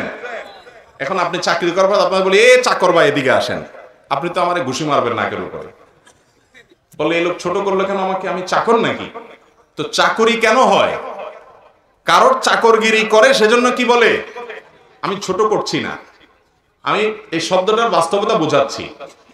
আপনি যত বড় পদে চাকরি করেন আপনি বড় চাকর, আরেকজন ছোট পদে চাকরি করে সে ছোট চাকর। মুসলমান যুবকরা উদ্যোক্তা হবেন, উদ্যোক্তা। উদ্যোক্তা হওয়া বুঝেন? 1000 টাকা পাইছেন, 1000 টাকা জিনিস বিক্রি করে 20 টাকা লাভ করেন, 50 টাকা লাভ করেন, আবার সে 1020 টাকা ইনভেস্ট করে আর 50 টাকা লাভ করেন। এতে রিস্ক হবে, ব্যবসায় রিস্ক আছে। আমরা আসলে মূলত সব অলস, আমরা চাই সারাদিন গোলামি করব কারো, মাস শেষে আমাকে একটা স্যালারি দেখ, আমি বসে বসে খাবো। এতে কোনোদিন একটা দেশ, একটা সমাজ, একটা মানুষ প্রকৃত অর্থে উন্নতি করতে পারে না। ইহুদিরা গোটা দুনিয়া কন্ট্রোল করে, ওরা কিন্তু চাকরি করে না, ওরা সব ব্যবসা করে। গোটা দুনিয়ার বড় বড় বিজনেস দেখবেন সব তাদের কন্ট্রোলে। মুসলমানের সন্তান শুধু চাকরি ছাড়া কিছু বোঝে না। আপনাকে আপনার বাপ খারাপ বলতেছে তুই কৃষি কাজ করবি, এটা কোনো কথা হইলো? তুই চাকরি কর, আশপাশের লোক খারাপ বলতেছে। দুনিয়ার মানুষের নিয়ম হলো তেলালা মাথায় তেল দিবে। আপনি আপনার কাজ চোখ বন্ধ করে কাজ করতে থাকেন, পয়সা করে যখন কামাতে থাকবেন তখন দেখবেন সবাই বাহবা দিতেছে। আর কৃষি কাজ নিয়ে আমার একটা আলোচনা আছে, মানে আলোচনা করার প্ল্যান আছে, এখনো করতে পারি নাই। আমি নিজে অবাক হয়ে গেছি, কোরআন এবং হাদিসে কৃষি কাজের ব্যাপারে এত উৎসাহ দেওয়া হয়েছে। এই যে আজকে পৃথিবীতে দুর্ভিক্ষের আওয়াজ শোনা যাচ্ছে, মুক্তির একমাত্র পথ হলো কৃষিকাজ। ওই দুনিয়ার ধানায় পানায় কোনো কিছু গোলাবে না, শেষ পর্যন্ত ভাত খেয়ে বাঁচতে পারেন কি না। এখন দেখেন না কদিন পর পর প্রাইম মিনিস্টার বলতে থাকে যে ফাঁকা জায়গা পাইলে ওখানে গাছ লাগান, এটা পাইলে ওইটা করেন। ইসলাম এই কথা 1450 বছর আগে কয়ে ধুয়ে দিস, বুঝেন নাই কথা? আমরা তো বড় লোকই জাহির করি, আপনাদের এই অঞ্চলে বেশি নাই। ওই ঢাকার ওই সাইডে, কুমিল্লার ওই সাইডে দেখা যায় ক্ষেত সব খালি, চাষ করে না। কেন চাষ করেন না? বলে যে আমার ছেলে মেয়ে 2টা বিদেশে আছে, 3টা সৌদি আরব আছে, আমি কাজ করব। ছেলেরাও বলে না বাপ তুমি খেতে যাবা না, আমাদের ইজ্জত যাবে। ওই ছেলেও মূর্খ, বাপও মূর্খ। কাজ করলে ইজ্জত যায়? কৃষি কাজ করবে, উনি আরো সুস্থ থাকবে। আর কাজ শুধু নিজের অভাবের জন্য করবে না, আমি চাষাবাদ করব, আমি ফসল উৎপাদন করব। আপনি জানেন, আমি এই বিষয়ে বক্তব্য দেওয়ার সময় আমার হাতে নাই। চাষাবাদ সম্পর্কে যত ফজিলত আছে এটাকে রীতিমতো ইবাদতে পরিণত করা যায়। নবী সাল্লাল্লাহু আলাইহি ওয়াসাল্লাম বলেছেন, মা মিন মুসলিমিন ইয়াজরাউ যারআন আও ইয়াগরিসু গারসান, কোন মুসলমান যদি কোনো গাছ লাগায়, কোনো ফসল উৎপাদন করার জন্য বীজ বপন করে, ওই গাছ ওই ফসল থেকে যে ফসল উৎপাদন হয় ওখান থেকে মানুষ তো বটে, কোনো পশু পাখিও যদি খায়, আল্লাহ রাব্বুল আলামিন ওই পশু পাখি খেলো, কীট পতঙ্গ পোকামাকড় খেলো, মানুষ খেলো, যতজন খাবে তাদের সবাইকে দান করার, সাদকা করার যে সওয়াব, ওই গাছ লাগানো, ফসল লাগানো মানুষকে আল্লাহ তাআলা সেই সওয়াব দিবে। আপনি চিন্তা করেন।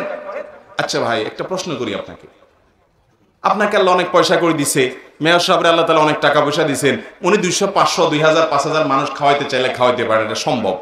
কিন্তু উনি যদি চান যে এই ঝিনাইদহ জেলাতে যত কীট পতঙ্গ পোকা মাকড় ছোট বড় আছে, এখান থেকে 500 বা 1000 পোকা মাকড়ের আমি একবেলা দাওয়াত খাওয়াবো, সম্ভব? পোকামাকড়ের দাওয়াত দিবে কেমনে? দাওয়াতে তো দিতে পারবে না, খাওয়ানো তো পরের কথা, ঠিক না? ঠিক।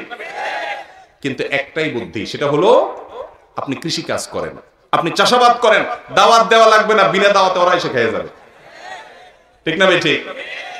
ওদেরকে খাওয়াইলে সওয়াব হবে না? আপনারা জানেন না হাদিস? নবী করিম সাল্লাল্লাহু আলাইহি ওয়াসাল্লাম বলেছেন, প্রত্যেকটা প্রাণী যার ভিতরে প্রাণ আছে সেটা তুচ্ছাতিচ্ছ পিপিলিকাও হতে পারে, কুকুরও হতে পারে, শিয়ালও হতে পারে, বিড়ালও হতে পারে, হিংস্র জন্তুও হতে পারে, তাকেও যদি আপনি তার প্রতি যদি অনুগ্রহ করেন, আপনার দ্বারা সে যদি উপকৃত হয়, আপনি সওয়াব পাবেন। আর নবী সাল্লাল্লাহু আলাইহি সাল্লাম বলেছেন, গাছ লাগালে, ফসল করলে, চাষাবাদ করলে তার দ্বারা যে উপকার মানুষ তো মাপে, কৃষি কাজ এখান থেকে পোকা মাকড় যে খায়, আপনি মনে করছেন হায়রে পোকা খায় সব শেষ করে ফেলছে। মুসলমানের লস বলতে কিছু নাই, যার ভিতরে ঈমান নাই ও তো ব্যাড স্যাড বলে হাউতাশ করবে। আপনার হাউতাশ করা লাগবে না, আপনি মনকে সান্ত্বনা দিতে পারবেন, আলহামদুলিল্লাহ পোকা মাকড় রিজিকের ব্যবস্থা হয়েছে, আমার চেষ্টা দ্বারা সওয়াব আল্লাহ তাআলা আমার আমলনামায় দিবেন। ইমানদার হলো হাতির মতো, মরলেও লাগ বাঁচলেও টাক, নিজে ফসল উঠাইছি তাও ভালো, পোকা মাকড় খাইছে লসের কিছু নেই, সব আমি পাবো ইনশাআল্লাহ। চাষাবাদ করবেন তো ইনশাআল্লাহ? এটা ছোট মনে করবেন? ঠেলায় পড়লে সব ওই চাষাবাদের দিকে আসা লাগবে। আল্লাহ আমাদেরকে বোঝার তৌফিক দান করুন। এজন্য ভাইরা, কে কি বলছে এসব দেখার দরকার নাই, নিজেরা সঠিক পথে থাকবো। এরপরে প্রশ্ন হলো, আল্লাহর গুণবাচক নাম বান্দার সাথে সম্পৃক্ত করলে ছোট শিরক হবে নাকি বড় শিরক হবে? আল্লাহর কোন কোন নামগুলো বান্দার সাথে সরাসরি সম্পৃক্ত করলে শিরক হবে, অনুগ্রহ করে বলে দিবেন। আল্লাহ তাআলার কিছু নাম আছে যে নামে আমরা আমাদের নাম রাখি শুরুতে আব্দুন দিয়া, যেমন আব্দুল্লাহ, আব্দুর রহমান, আব্দুল কুদ্দুস, আব্দুল ওদুদ, আব্দুর রহিম, আব্দুর রহমান। এই নামগুলো, এ রহমান, রহিম, ওদুদ, এগুলো কার নাম? আল্লাহর নাম। এই আল্লাহর নামের শুরুতে আব্দুন যুক্ত করলে অর্থ হয় অমুকের গোলাম, রহমানের গোলাম, রহিমের গোলাম, অমুকের গোলাম। এই আল্লাহর সমস্ত গুণবাচক নাম দিয়ে শুরুতে আব্দুন লাগায়া নাম বানাইলে তার মানে আল্লাহর গোলাম। এক কথা কি অর্থ হয়? আল্লাহর গোলাম। এখন আল্লাহর নাম দিয়ে শুরুতে গোলাম যুক্ত করে নাম রাখলেন, এরপরে ডাকার সময় কয় ওই রহিমা, আছে না নাই আমাদের মধ্যে? এগুলা উচিত না, গুনাহের কথা। আল্লাহর নাম যখন থাকবে তখন সেটাকে আপনি বিকৃত করবেন, সেটা গুনাহের কথা। আবার শুধু আল্লাহর নামটা দিয়ে ডাকবেন, শুধুতে আব্দুন যেটা আছে, আব্দুল্লাহ, আব্দুর রহমান, আব্দুল সবুর, আব্দুল ওদুদ, হ্যাঁ, আব্দুল কুদ্দুস, এগুলো না বলে ডাইরেক্ট কুদ্দুস ও সবুর, এইভাবে যদি আমরা বলি জায়েজ হবে কিনা? এটার উত্তর হলো, আল্লাহর গুণবাচক নাম দুই রকমের আছে। কয় রকমের আছে? কিছু গুণবাচক নাম আছে যেগুলোর অর্থ বান্দার মধ্যে ফিট হবেই না। যেমন যেমন কথার কথা, আল্লাহর একটা গুণবাচক নাম আছে রাজ্জাক, মানে রিজিক দাতা। মানুষ কোনোদিন রিজিক দাতা হতে পারে? অতএব রাজ্জাক বলে কোনো মানুষকে ডাক দেওয়া জায়েজ নাই। কারণ নাম যদি আব্দুর রাজ্জাক থাকে, তাকে তার কি বলতে হবে? আব্দুর রাজ্জাক বলতে হবে। রাজ্জাককে বলা তো জায়েজই হবে না, গুনার কথা, নাম বিকৃত করা। আর আব্দুর রাজ্জাকের জায়গায় শুধু রাজ্জাক বললে সেটাও কি হবে না? জায়েজ হবে না। রহমান, এটা আল্লাহ রাব্বুল আলামিনের মৌলিক নাম কিনা এটা নিয়ে ওলামাদের মধ্যে আকওয়াল, মতপার্থক্য আছে। সেজন্য আব্দুর রহমান রাখলে শুধু রহমান বলে কাউকে ডাকা উচিত না, ডাকতে হবে কি? আব্দুর রহমান। তবে আল্লাহর কিছু নাম আছে যে নামগুলোর অর্থ বান্দার ক্ষেত্রে রূপক অর্থে হলেও ফিট হয়। আল্লাহর ক্ষেত্রে যেভাবে ফিট হয় বান্দার ক্ষেত্রে তো ওই অর্থে ফিট হবে না, কিন্তু অন্যভাবে ফিট হয়, কোনো না কোনো ভাবে ফিট হয়। সেই নামে যদি ডাকা হয় গুনাহ হবে না, কিন্তু সেটার ক্ষেত্রে উত্তম হলো আব্দুন দিয়ে ডাকা, ডাইরেক্ট না ডাকা। যেমন যেমন কথার কথা আব্দুস সবুর, সবুর মানে হলো ধৈর্যশীল, মানুষও ধৈর্যশীল হয়।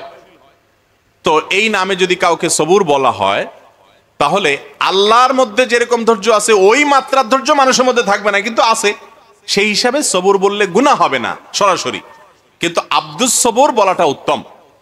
আমাদের নবী করিম সাল্লাল্লাহু আলাইহি সাল্লামকে কোরআনে আল্লাহ তাআলা নিজে রাউফ বলেছেন, রহিম বলেছেন, বলেছেন না? বলেন নাই?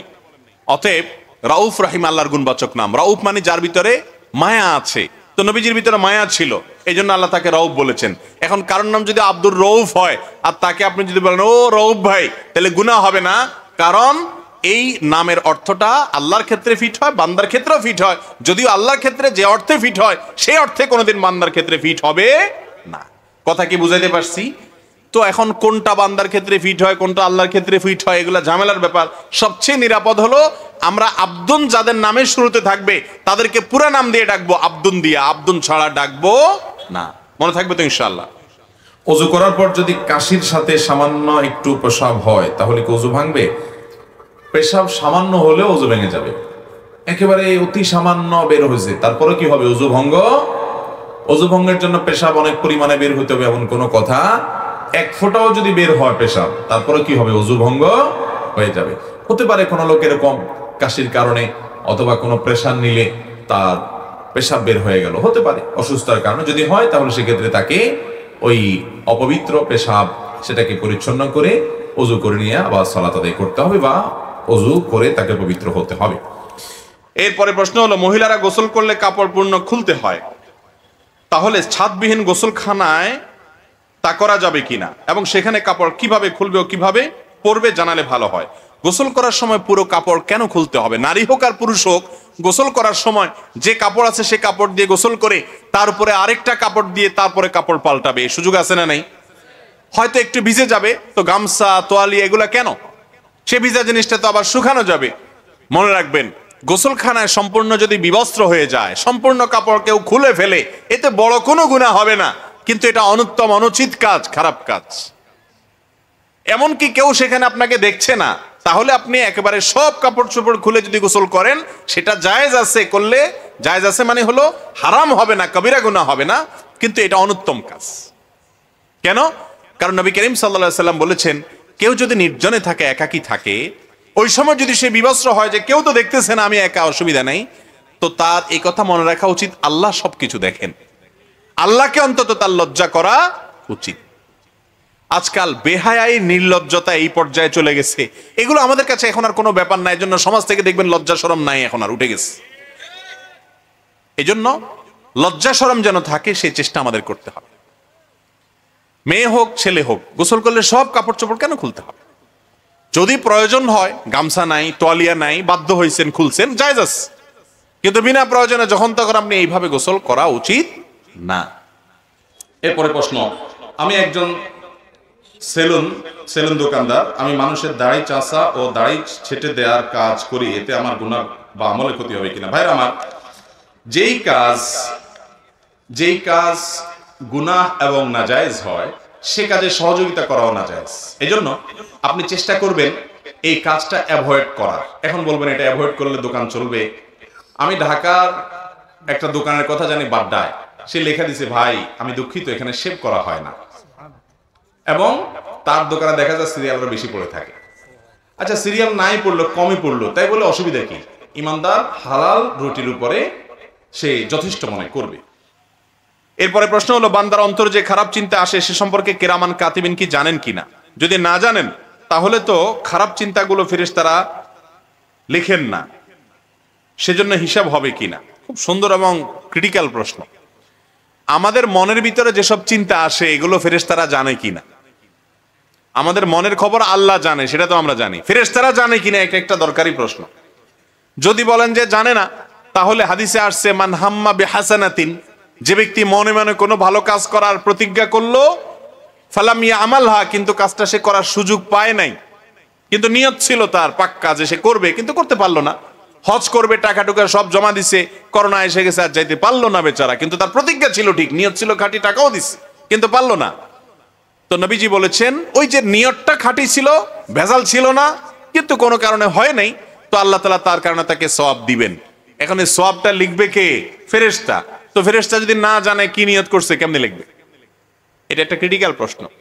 আবার হাদিসে আসছে, কেউ যদি মনে মনে কোনো খারাপ কাজের কথা চিন্তা করে, খারাপ কাজের কথা কি করে ভাই? চিন্তা করে মনে মনে, আর চিন্তা করার পর সে প্ল্যান করছে সে এই খারাপ কাজটা করবে, মনে মনে নিয়ত করছে, প্ল্যান করছে এই কুকামটা সে করবে, কিন্তু এরপরে সে খারাপ কাজটা আর করে নাই, আল্লাহর ভয়ে সেটা ছেড়ে দিছে, করে নাই, সাথে সাথে ওই খারাপ কাজ করার নিয়ত করার পরও যে সে করে নাই, ফিরে আসছে, এই জন্য তার আমলনামায় একটা সওয়াব লেখা হবে। এখন ফেরেশতা মনের কথা যদি না জানে লিখবে কেমনে এগুলো? এটা জটিল প্রশ্ন না? এই ব্যাপারে অনেক উলামায়ে কেরাম বলেন যে মানুষের মনের এই জাতীয় বিষয়গুলো আল্লাহ তাআলা ফেরেশতাকে জানার সুযোগ দিয়েছেন, এইটুকু সে জানে, সবকিছু সে জানে না। আবার অনেক উলামায়ে কেরাম বলেছেন, বান্দা কি নিয়ত করেছে না করেছে আল্লাহ তাআলা সেটা রিপোর্ট ফেরেশতাকে জানিয়ে দেন, আল্লাহর অটোমেটিক সিস্টেমে ফেরেশতার কাছে সেই তথ্য চলে যায়, তারা সেটা লিপিবদ্ধ করে কিরামান কাতিবিন। কিন্তু কখনো ফেরেশতারা গায়েবের মালিক হতে পারে না, আল্লাহ ছাড়া আর কেউ গায়েবের মালিক না। এরপরে প্রশ্ন হলো, মহিলারা বলে কাক ডাকলে আল্লাহর নাম নেয়, এ বিষয়ে হাদিসে কিছু বলা আছে কিনা? কাক কেন? যত সৃষ্টি আল্লাহ তাআলার আছে, আল্লাহ কোরআনে বলেছেন, ইমিন শাইইন ইল্লা ইউসাব্বিহু বিহামদি ওয়া ইমিন শাইইন ইল্লা ইউসাব্বিহু বিহামদি পৃথিবীতে এমন কিছু নাই, সৃষ্টি জগতে এমন কিছু নাই যে আল্লাহ তাসবিহ বর্ণনা করে না, ওয়ালাকিল্লা তাফকাহুনা তাসবিহাহুম, কিন্তু তোমরা তাদের তাসবিহ বুঝো না। একটা গাছ তাসবিহ পেশ করে, একটা মোরগ তাসবিহ পেশ করে, একটা কাক তাসবিহ পেশ করে, একটা গরু ছাগল যে কোনো প্রাণী, এমন কি আপনার পাথর, আপনি এমনকি আপনার নিষ্প্রাণ যে সমস্ত সৃষ্টি আছে সবগুলো আল্লাহ তাসবিহ পেশ করে, আল্লাহর পবিত্রতা জ্ঞাপন করে। তার পবিত্র জ্ঞাপনের ভাষা কি এটা আমরা বুঝি না। আল্লাহ তাআলা কোরআনে বলেছেন, এজন্য কাক কেন, সব পশু পাখি আল্লাহর তাসবিহ পালন করে। কিন্তু তাই বলে আমি না বুঝে আন্দাজে ব্যাখ্যা করব না। অনেকে দেখবেন বলে যে মুরগি বলে কুকুর কুক, আসলে সে বলে আল্লাহু আল্লাহ। তো এইরকম আজগুবি কথা বলা যাবে না যে মুরগি কেন কি জিকির করতেছে, না আসলে সে ডাক দিচ্ছে। ওর তাসবিহর ধরন কি, কখন সে তাসবিহ আমি তো জানি না। আমি মন গড়া মন্তব্য বা এরকম হাস্যকর কোনো কমেন্টস করতে যাব না। তবে বিশ্বাস থাকবে যে প্রত্যেকটা প্রাণী, প্রতিটা সৃষ্টি আল্লাহর তাসবিহ নিবেদন করে, তার তাসবিহর ভাষা সে বুঝে এবং আল্লাহ রাব্বুল আলামিন জানে, আমরা জানি না। এই বিশ্বাস আমাদের থাকবে। এরপরে প্রশ্ন হলো, কোন হিন্দুকে বাসা ভাড়া দেওয়া যাবে কিনা, কারণ তারা সেখানে তাদের ধর্মীয় রীতিনীতি পালন করবে। হিন্দুদের সাথে সাধারণ যত কারবার লেনদেন এটা করা জায়েজ আছে, এটা না জায়েজ না। তাদের অধীনে কাজ করা জায়েজ আছে, তাদেরকে কর্মী হিসেবে নিয়োগ দেওয়াও জায়েজ আছে। তাদের কাছে যদি বাসা ভাড়া দেন গুনাহ হবে না। এখন আপনি বলবেন সে বাসায় তারা থেকে তো গুনার কাজ করবে, তাহলে একই প্রশ্ন আসবে, আপনি তারা যদি চাকরি দেন, নিয়োগ দেন, আপনার পাওয়া টাকা দিয়ে সে তো হারাম কাজ করবে, গুনার কাজ করবে। তো সেটাকেও ইসলাম জায়েজ রেখেছে, কারণ তার টাকা দিয়ে সে যদি অন্যায় কাজ করে, তা সে সুযোগ পায় যদি খারাপ কাজ করে, সেটা আপনার উপরে বর্তাবে না, কারণ আপনি তাকে ডাইরেক্ট সাহায্য করেন নাই। এটাকে প্রত্যক্ষ সহযোগিতা বলে না, পরোক্ষ সহযোগিতা হলে তার দায় মানুষের উপরে বর্তায় না। কথা কি বুঝাতে পারছি? হিন্দুদের সাথে এই জাতীয় লেনদেন করা নাজায়েজ নয়। তবে যদি এমন হয় যে আসলে কোন মুসলিম আছে, ভালো কোনো মানুষ আছে, ইবাদত গুজার নেককার মানুষ আছে, মুত্তাকি মানুষ আছে, তো আমি তো তার সান্নিধ্যে থাকার চেষ্টা করা উচিত আমার। একজন মানুষ শিরকে লিপ্ত আছে, আরেকজন মানুষ ইবাদতে লিপ্ত, তাকওয়া লিপ্ত, অবশ্যই আমি আমার প্রতিবেশী হিসেবে একজন তাকওয়াওয়ালাকে কি করব, প্রাধান্য দেব এবং দেওয়া উচিত। এরপরে প্রশ্ন, আমার বড় মা অর্থাৎ দাদার আম্মা মারা যাওয়ার পর বাড়ির পাশে কবর দেওয়া হয়, পরবর্তীতে অনেক বছর পরে জমির পরিমাপ হলে কবরটা অন্যের সীমানায় পড়ে, এখন কি কবরটা তুলে আমরা অন্য জায়গায় নতুন করে কবর দিতে পারবো? দেখুন, কোন মানুষকে কবর দেওয়ার পর মৌলিক এবং সাধারণ বিধান হলো তার লাশকে যেখানে সেখানে টানাটানি করা, কবর স্থানান্তর করা যাবে না। এটা হলো সাধারণ বিধান। ইসলাম কত সুন্দর জানেন, কারণ এটা তো আল্লাহ তাআলার দেওয়া। মানুষের বানানো জিনিস 10টা সুন্দর হলে 2টা অসুন্দর বের হবে। ইসলাম তো পুরোটাই আল্লাহর দেওয়া, ওহীর মাধ্যমে প্রাপ্ত মানুষের জিনিস, দেওয়া জিনিস না। এজন্য এখানে কোনো অযৌক্তিক অসুন্দর কিছু নাই। মানুষের মৃত্যুর পর তার দেহটাকে পর্যন্ত সম্মানের নির্দেশ করে, অসম্মান করা যাবে না। এই জন্য আপনি চাইলে এটা কাটাছাড়া করবেন, চাইলে আপনি যেখানে সেখানে নিয়ে যাবেন, ফেলে রাখবেন না, সম্মানজনকভাবে দাফন করতে হবে আপনাকে। এই জন্য কবরকে যেখানে সেখানে টানাহেঁচড়া করবেন না, সম্মানজনকভাবে তাকে কবরে থাকতে দিবেন। তার লাশ ওখানে পচে গেলে মাটির সাথে মিশবে, আল্লাহ তাআলা তার সওয়াল জবাবের ব্যবস্থা অলৌকিকভাবে করবেন।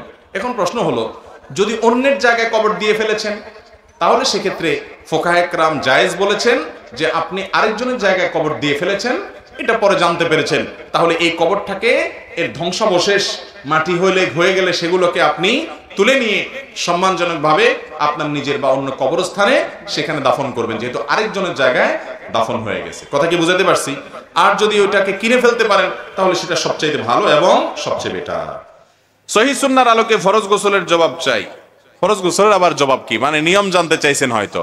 ফরজ গোসলের নিয়ম হলো ভাই, আপনার কাপড়ে, শরীরে কোনো জায়গায় যদি নাপাক লাগে, প্রথম কাজ হলো যেই জায়গায়, রানে, পায়ে, হাত, যেখানে নাপাক লাগবে বা কাপড়ে, ওই জায়গাটা আগে ধুয়ে ফেলবেন টয়লেটে গিয়ে। 1 নম্বর কাজ। ওইটা কি করে ফেলবেন? নাপাকের জায়গাটা টেপে ধরে বা টিউবওয়েলের পানিতে ধরে বা পানি ঢেলে ওইটা আগে ডলে ধুয়ে ফেলবেন। ওইটা ধোয়া শেষ। এবার 2 হাতের কবজি 3 বার পর্যন্ত ধুবেন, তারপরে 3 বার কুলি নাকে পানি দিবেন, এরপরে মুখ ধোবেন অজু করার মতো, তারপরে হাত ধোবেন কনুই পর্যন্ত, তারপরে মাথা মাসে করবেন, এরপরে পাও ধোবেন না, পাও ধোয়াটা স্টপ রেখে মাথার উপরে পানি ঢালা শুরু করবেন। আপনার ইয়েতে নিলে শাওয়ারে আপনি ঝর্ণার নিচে মাথা দিয়ে গোসল করবেন, কাঁধে মাথায় পানি দিয়ে পুরো শরীরে ডলে গোসল করবেন। গোসল শেষ, সাবান টাবান দিয়ে সবকিছু শেষ, টয়লেট থেকে বের হওয়ার সময় বা টিউবওয়েল থেকে যাওয়ার সময় বা পুকুর থেকে উঠার সময় এবার এসে পাও গোড়ালি পর্যন্ত ধোবেন। গোসল একসাথে হয়ে গেল। কথা কি বুঝাতে পারছি? অনেক মানুষ আছে দেখবেন গ্রামে পুকুরে গোসল করে উঠছে, উঠে এবার ঘাটে বসে আবার কি করে, অজু করে। এটার কোনো প্রয়োজন, অজু গোসল একসাথে হয়ে যায়। এভাবে যদি গোসল করেন ফরজ গোসল, তাহলে ওই ফরজ গোসল এভাবে করার কারণে একটা সুন্নত জিন্দা করার সওয়াব হবে। কারণ হাদিসে এইভাবে গোসল করতে বলা হয়েছে। কথা কি বুঝাতে পারছি? শুধু ফরজ গোসল না, সাধারণ গোসলও যদি এইভাবে করেন তাহলে সুন্নত আদায় করার সওয়াব হবে। মনে থাকবে তো ইনশাআল্লাহ? গোসল যখন করবেনই একটা সুন্নত আদায় হয়ে যাক, অজু করার মতো করে অজু করবেন, এরপর গোসল করবেন। মনে রাখবেন নবী করিম সাল্লাল্লাহু আলাইহি ওয়াসাল্লাম প্রত্যেকটা সুন্নতের রহস্য আছে, কোনো না কোনো উপকারী দিক অবশ্যই সেখানে আছে। আপনি যদি করেন নিজে লাভবান হবেন ইনশাআল্লাহ। তাহলে এটা হলো গোসলের, ফরজ গোসলের পদ্ধতি। যদি কেউ এই পদ্ধতি অবলম্বন না করেন, হয়তো এই সিস্টেমে কেউ গোসল করেন নাই, তাহলে কি আপনার ফরজ গোসলের জন্য আদায় হয় নাই? এটার উত্তর হলো যে আপনি ফরজ গোসলের জন্য যদি পুরা শরীর ধোন, ভালো করে কুলি করেন এবং গড়গড়া করে কুলি করেন, গড়গড় করে গলা যতটুকু যা কুলি করেন, নাকে পানি ভালো করে দেন, পুরা শরীর মাথা থেকে পা পর্যন্ত একটা পশমও শুকনা নাই, সব জায়গা পানি দিয়া ধুইছেন, যে কোনো ভাবে ধুইছেন, ওই অজু করে সিস্টেম মতো আমি যেভাবে বলছি সিরিয়াল বা সেভাবে যদি নাও করেন, পুরা শরীরটা ধুইলে, কুলি নাকে পানি দিলে গোসল আপনার হয়ে যাবে ইনশাআল্লাহ। কথা কি বুঝাতে পারছি? কিন্তু সিস্টেম মতো করলে কি হবে? সুন্নাত আদায় করার সওয়াব হবে। বিয়ের ব্যাপারে ছেলের বেতন 10,000 হলে কত টাকা কাবিন করা উচিত? মেয়ের পক্ষ 10 লক্ষ টাকা কাবিন করতে বলছে, এখন ইসলাম দৃষ্টিতে কি করা উচিত? ভাইরা আমার, এটা আমাদের দেশে একটা বড় রোগে পরিণত হয়েছে, মহামারীতে পরিণত হয়েছে। ব্যাপার কি?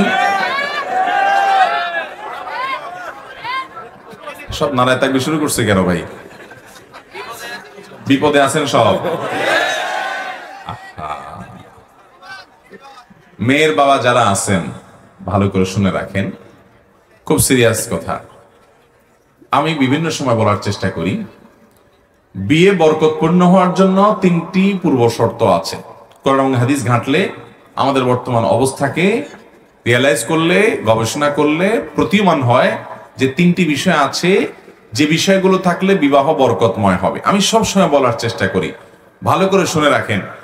মহরের পরিমাণ বেশি করার মধ্যে বিয়েতে কোনো বরকত তো নিহিত থাকেই না, কল্যাণ তো থাকেই না, বরং উল্টাটা। নবী করিম সাল্লাল্লাহু আলাইহি সাল্লাম থেকে যে সমস্ত হাদিস বর্ণিত হয়েছে সেগুলো যদি আপনি সামনে রাখেন, একটা হাদিস আছে, ইন্না আযমান নিকাহি বারাকাতান আইসারুহা মাউনা, সবচেয়ে বরকতময় বিয়ে হলো সেই বিয়ে যে বিয়েতে মহরের পরিমাণ সবচেয়ে সহনীয় থাকে, কম থাকে। তাহলে 10 লাখ 20 লাখ টাকা মহর হলে সে বিয়ে বরকতময় হবে?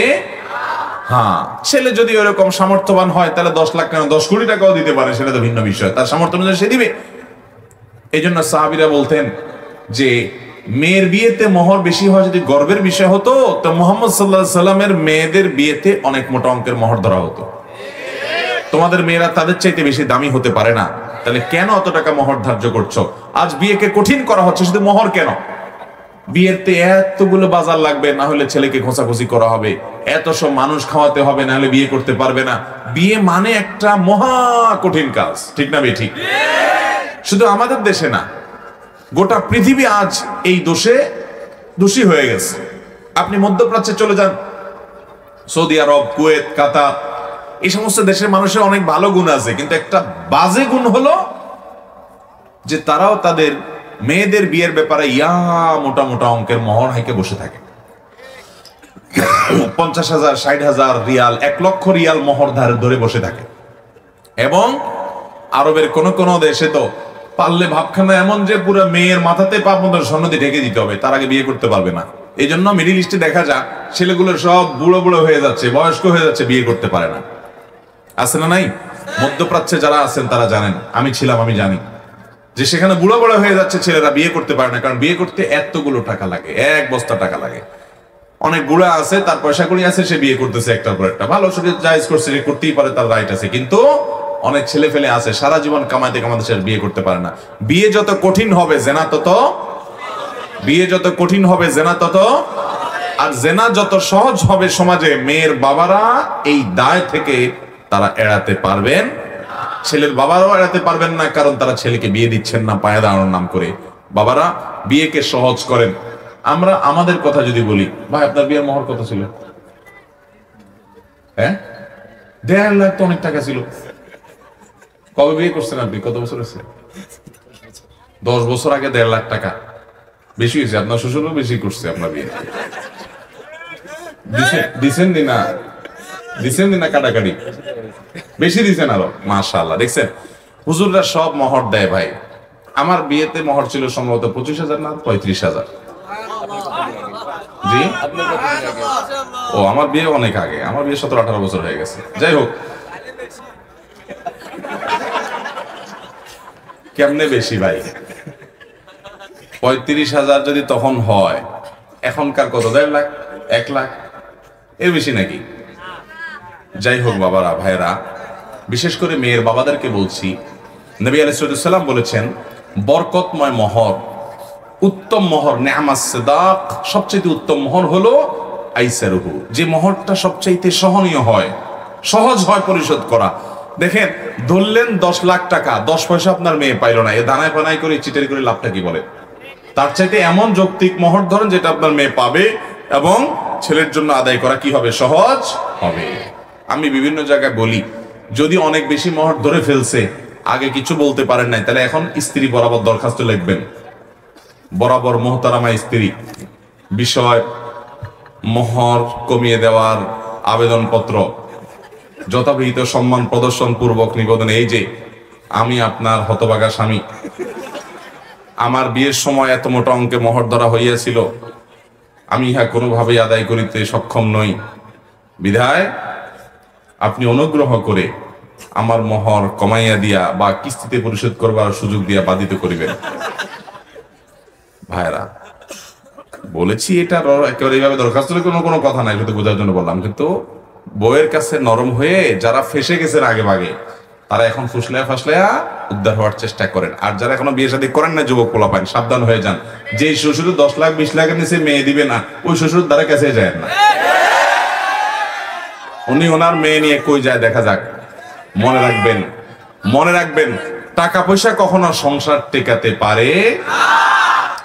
আমাদের বাপ চাচারা যারা ছিলেন, মুরব্বীরা যারা অনেক সিনিয়র বয়সে, যাদের বয়স 60-এর উপরে, 55-এর উপরে, 65 এরকম, এই লোকগুলোর খোঁজ খবর নিয়ে দেখেন, মোহর 10 টাকা ছিল, 20 টাকা ছিল, 50 টাকা ছিল, 100 টাকা ছিল। আপনি বলবেন তখনকার 100 টাকা অনেক টাকা, ঠিক আছে বুঝলাম অনেক টাকা, তাই বলে তখনকার 100 টাকা এখনকার 30 লাখ টাকা তো না, এত বেশ কম তো না। তো ওই 100 টাকার বিয়ে যা দেখেন 60 বছর 50 বছর টিকছে, 40 বছর টিকছে, আছে না নাই? শুধু টিকছে তা না, এমন টিকছে যে একদম সুপারগুলোর মতো, মেড ইন জাপানের মতো মহব্বত, আছে না নাই? আর যুবকরা এখন, মেয়ের বাপরা 20 লাখ 30 লাখ 40 লাখ মোহর ধরে, ওই ছেলের পেটে পাড়া দিলে 10,000 টাকা বাইর হবে না, কিন্তু মোহর ধরে কত? আপনার 30 লাখ টাকা মোহর যদি লাগে, তাহলে ওই গরিবের ছেলে কাছে কেন বিয়ে দেওয়ার কথা বলছেন আপনি? আপনার সেখানে যাওয়া উচিত না, সব ডাকায়। ঠিকই বলছে ভাইরা আমার, এই কাজটা করবেন না। এখন বিয়ে ঘরে ঘরে ভেঙে যাচ্ছে, ঠিক না বেঠিক? দাম্পত্য জীবনের শান্তি বলতে কিছু। আপনি 30 লাখ ধরলে আপনার মেয়েকে ছেড়ে সে যেতে পারবে না, আপনি তাকে আটকাইলেন। এই বিয়ের মোহরটা এরকম ফালতু উদ্দেশ্যে আল্লাহ তাআলা নির্ধারণ করেন নাই, বরং বিয়ের মোহরটা স্ত্রীর প্রাপ্য, যতটুকু সে দিতে পারবে ততটুকু ধার্য করবেন এবং পুরোটা দিয়ে দিবেন। খবরদার ছেলেরা কিন্তু এই ফান্দে পা দিবেন না। 10 লাখ 20 লাখ 30 লাখ বললে বলবেন যে আমার সামর্থ্য এটা আছে, এর বাইরে নেই। আমার নিজের বিয়েতে আমার মামার শ্বশুর আরো অনেকে ছিলেন, মারা গেছেন, আল্লাহ তাদেরকে জান্নাত নসিব করুক, একটু বলা বলি করতেছিলেন, যে মোড়ামুড়ি করতেছিলেন। আমি বললাম না, আমি এর বেশি দিতে পারবো না, আমার এটার ব্যবস্থা আছে আলহামদুলিল্লাহ, এর বেশি আমি দিতে পারবো না, সাফ কথা। আমি পুরোটা দিয়ে দিছি এবং যত হুজুর আছে খোঁজ করে দেখবেন সব হুজুররা দিয়ে দিচ্ছেন। এই মামলার বেশিরভাগ আসামি হলো এই 20 লাখ 30 লাখ পার্টিওয়ালা লোকেরা। 20 টাকাও দেওয়ার খবর নাই, ধরে রাখছে কত? 20 লাখ। মেয়ের বাবারা, আপনারা কিন্তু আল্লাহর কাছে জবাবদিহি করতে হবে। বিয়েটাকে সহজ করেন, আপনার মেয়ের সুখ শান্তি এই মোহরের বড় ফিগারের মধ্যে নিহিত হতে পারে। যৌতুক আদান ও প্রদানের কারণে বিবাহতে অংশগ্রহণ না করলে গুনাহ হবে কিনা, মানে কেউ বিবাহ করতেছে যৌতুক নিয়া, তাহলে সেক্ষেত্রে আপনি প্রতিবাদ স্বরূপ যদি সে বিবাহে না যান, গুনাহ হবে কিনা? উত্তর হলো গুনাহ হবে না, বরং সওয়াব হবে। গুনাহ হবে না, বরং কি হবে? সওয়াব হবে। যৌতুক নেওয়া হালাল না হারাম? হারাম। যৌতুক নেওয়া হালাল না হারাম? শুধু হারাম নয়, মনে রাখবেন, যৌতুক এটা জুলুম। যৌতুক এটা কি? কিভাবে জুলুম? একজন মানুষ একটা মেয়ের জন্ম থেকে নিয়ে বিয়ে দেয়া পর্যন্ত বড় করতে কত টাকা পয়সা তার পিছনে খরচ হয়েছে, কত অসুখ বিসুখে ওষুধ কিনছে, ডাক্তারের কাছে নিছে, পড়ালেখা করাইছে, খাওয়া দাওয়া ভরণ পোষণ দিছে, লক্ষ লক্ষ হাজার হাজার টাকা ঢালছে, এরপরে মেয়েটা যখন উপযুক্ত হয়েছে, এখন মাত্র সে রান্না বাড়া করে সংসার চালাবে যোগ্য হয়েছে, ওই টাইমে আপনার হাতে উঠাই দিস। আপনি এত বেহায়া, ওই সময় আপনি বলতেছেন যে আব্বা জান একটা মোটরসাইকেল না দিলে আপনার মেয়ে কিভাবে এখানে সেখানে যাবে। আপনি বেহায়ার মতো নির্লজ্জের মতো বিভিন্নভাবে ছলে বলে কৌশলে ওই উকিলরে দিয়া বিভিন্নভাবে ঘটকরে দিয়া আপনি যৌতুক কালেকশন করতেছেন। লোকটা মেয়েটাকে বড় করে ছেড়ে দিয়েছে, ও যৌতুকখোর ছেলেরা বাবারা শুনে রাখেন, বিশেষ করে যারা বিয়ের সময় যৌতুক খান, হারাম খান, জুলুম করেন, মেয়ের বাপের বাড়ি থেকে এগুলো ভোগ করেন, আপনাদেরকে বলছি, আপনি যেদিন বাবা হবেন, আপনার ঘরে একটা কন্যা সন্তান হবে, মেয়েটা যখন বড় হবে, অন্য ছেলের হাতে, ছেলেটা যদি ফেরেশতাও হয়, তার হাতে যখন তুলে দিবেন, তখন বুঝবেন কলিজাটা কেমনে ফাটে, কিভাবে চোখ দিয়া ফেলফেল করে পানি আসে। এই মেয়ে কোলে পিঠে করে বড় করেছি, এখন চিরকালের জন্য দিয়ে দিচ্ছে আরেকজনকে। কত বড় নির্লজ্জ হলে সেই শ্বশুরের কাছ থেকে আবার কোনো টাকা পয়সা, ফ্রিজ, এটা সেটা, মোটরসাইকেল, এগুলো আশা করে। এগুলো হারাম, কোনো সন্দেহ আছে? যুবক ভাইয়েরা যারা বিয়ে করেন নাই, আমি একটু আপনাদের কাছ থেকে আজ শপথ নিতে চাই।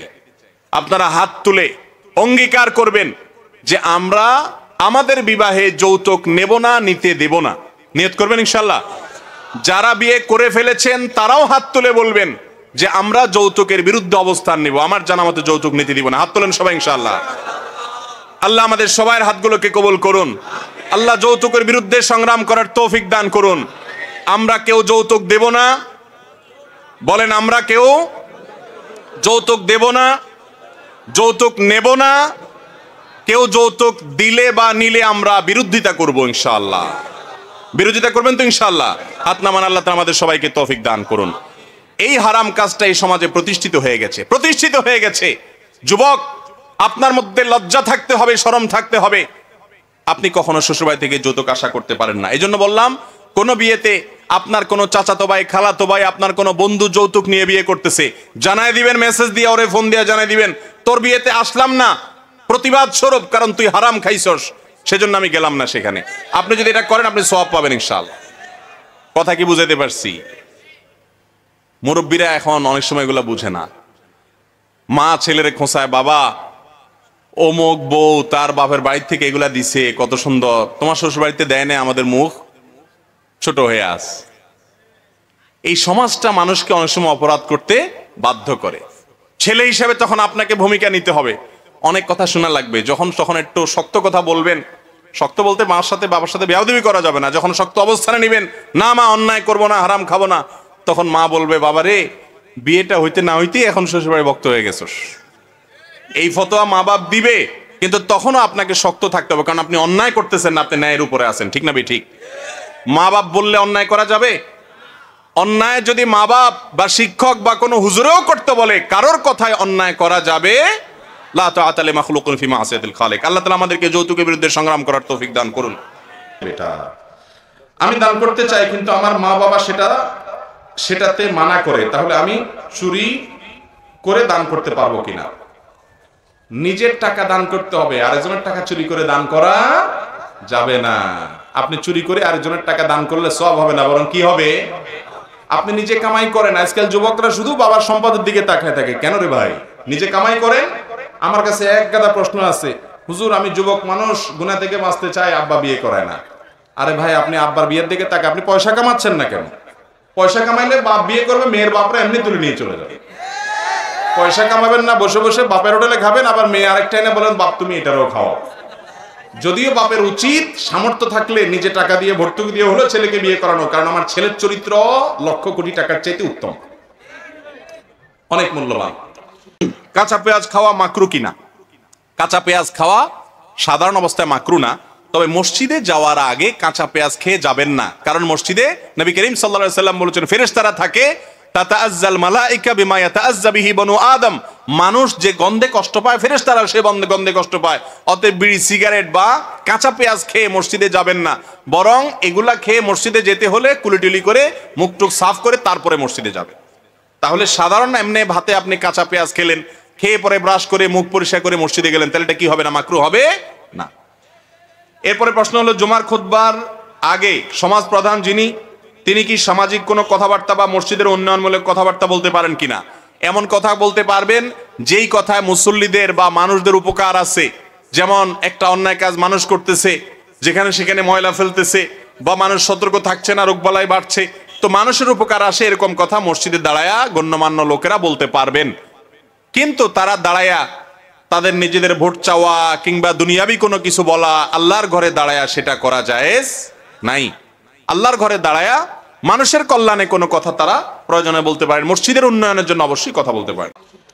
এরপরে প্রশ্ন হলো, আমি মহান আল্লাহকে খুব ভয় পাই এবং তার হুকুম আহকাম মেনে চলার সর্বাত্মক চেষ্টা করি, কিন্তু মাঝে মাঝে ইবাদতে কোনো স্বাদ পাই না, এমনকি নামাজ কাজা করে ফেলি। আমি খুবই মানসিকভাবে কষ্টে আছি। ভাইরা আমার, ইবাদতে স্বাদ পাচ্ছেন না সেজন্য মানসিক কষ্টে আছেন, এটা তো একটা ভালো সাইন আলহামদুলিল্লাহ। আপনাকে আমি বলবো, প্রথমত চোখের গুনাহ থেকে বাঁচার চেষ্টা করবেন। চোখ দিয়া পরনারে দেখবেন না, অনলাইনে অফলাইনে ফেসবুকে ইউটিউবে টুইটারে কোনো জায়গায় না। এবং সবসময় চোখকে নিয়ন্ত্রণ করার জন্য লড়াই করবেন, চেষ্টা করবেন প্রতিদিনকে উন্নত করার। 1 নাম্বার 2, হালাল উপার্জন করবেন, হালাল ভক্ষণ করবেন, এক্ষেত্রে কোনো কম্প্রোমাইজ করবেন না, এই দুটি কাজ সিরিয়াসলি করবেন। নাম্বার 3, সালাত অর্থ সহকারে বুঝে ধীরস্থিরতার সাথে সুন্দর করে আদায় করবেন, ইনশাআল্লাহ সালাতের ভিতরে স্বাদ এবং তৃপ্তি অনুভব করবেন বলতে পারেন। এরপরে প্রশ্ন হলো, হস্তমৈথুন সম্পর্কে ইসলাম কি বলে ও হস্তমৈথুন করার পর কিভাবে আল্লাহর কাছে রক্ষা, ক্ষমা চাইলে আল্লাহ ক্ষমা করবেন? হস্তমৈথুন করা হারাম, কবিরা গুনাহ ভাই। জেনা করা যেরকম কবিরা গুনাহ, হস্তমৈথুন করা একই রকমের কবিরা গুনাহ। যদি কেউ এই অপরাধ করে থাকে, তার তওবা করে লজ্জিত হয়ে ক্ষমা চেয়ে ফিরে আসলে আল্লাহ তাআলা মাফ করে দিবেন ইনশাআল্লাহ। পীর ধরার ব্যাপারে হাদিস কোরআন পাকের আলোকে জানাবেন। ভাই, আল্লাহ তাআলা আমাদেরকে কোরআন এবং হাদিসকে অনুসরণ করার নির্দেশ করেছেন। আল্লাহ বলেছেন, মা আতাকুমুর রাসূলু ফাখুযু, তোমাদেরকে যা রাসূল দিয়েছেন সেটা তোমরা ধরো। না পীর ধরতে বলছেন? আল্লাহ বলছেন রাসূল যা দিয়ে গেছেন সেটা তোমরা খুজুহু, মানে কি? সেটা তোমরা ধরো। আল্লাহ তাআলা ইয়াহিয়া আলাইহিস সালামকে বলছেন, ইয়া ইয়াহিয়া খুযিল কিতাবা বিকুওয়া, হে ইয়াহিয়া তুমি কিতাব ধরো, কোরআন ধরো, মানে ওইটাকে অনুসরণ করো। অতএব কোনো ব্যক্তি না, আমরা অনুসরণ করব কোরআন এবং হাদিস। আমাদের নবীজি যাওয়ার সময় কি রেখে গেছেন? তিনি বলেছেন, তারাকতু ফিকুম আমরাইন, তোমাদের মাঝে দুইটা জিনিস আমি রেখে গেলাম, কিতাবাল্লাহি ওয়া সুন্নাত রাসূলি ওয়া সুন্নাত নবী। তোমাদের সামনে দুইটা জিনিস আমি রেখে গেলাম, সেগুলা তোমরা পাকড়াও করবা, ধরবা। একটা হলো কিতাব কোরআন, আর একটা হলো কি? হাদিস। উলামায়ে কেরামের মাধ্যমে ব্যাখ্যা জেনে সেগুলোকে আমরা গ্রহণ করব। কোনো ব্যক্তিকে অন্ধের মতো অনুসরণ করা জায়েজ নাই, বিশেষ করে যখন কোরআন হাদিস বিরোধী কিছু পাওয়া যাবে তখন অন্ধের মতো অনুসরণ করার সুযোগ নাই।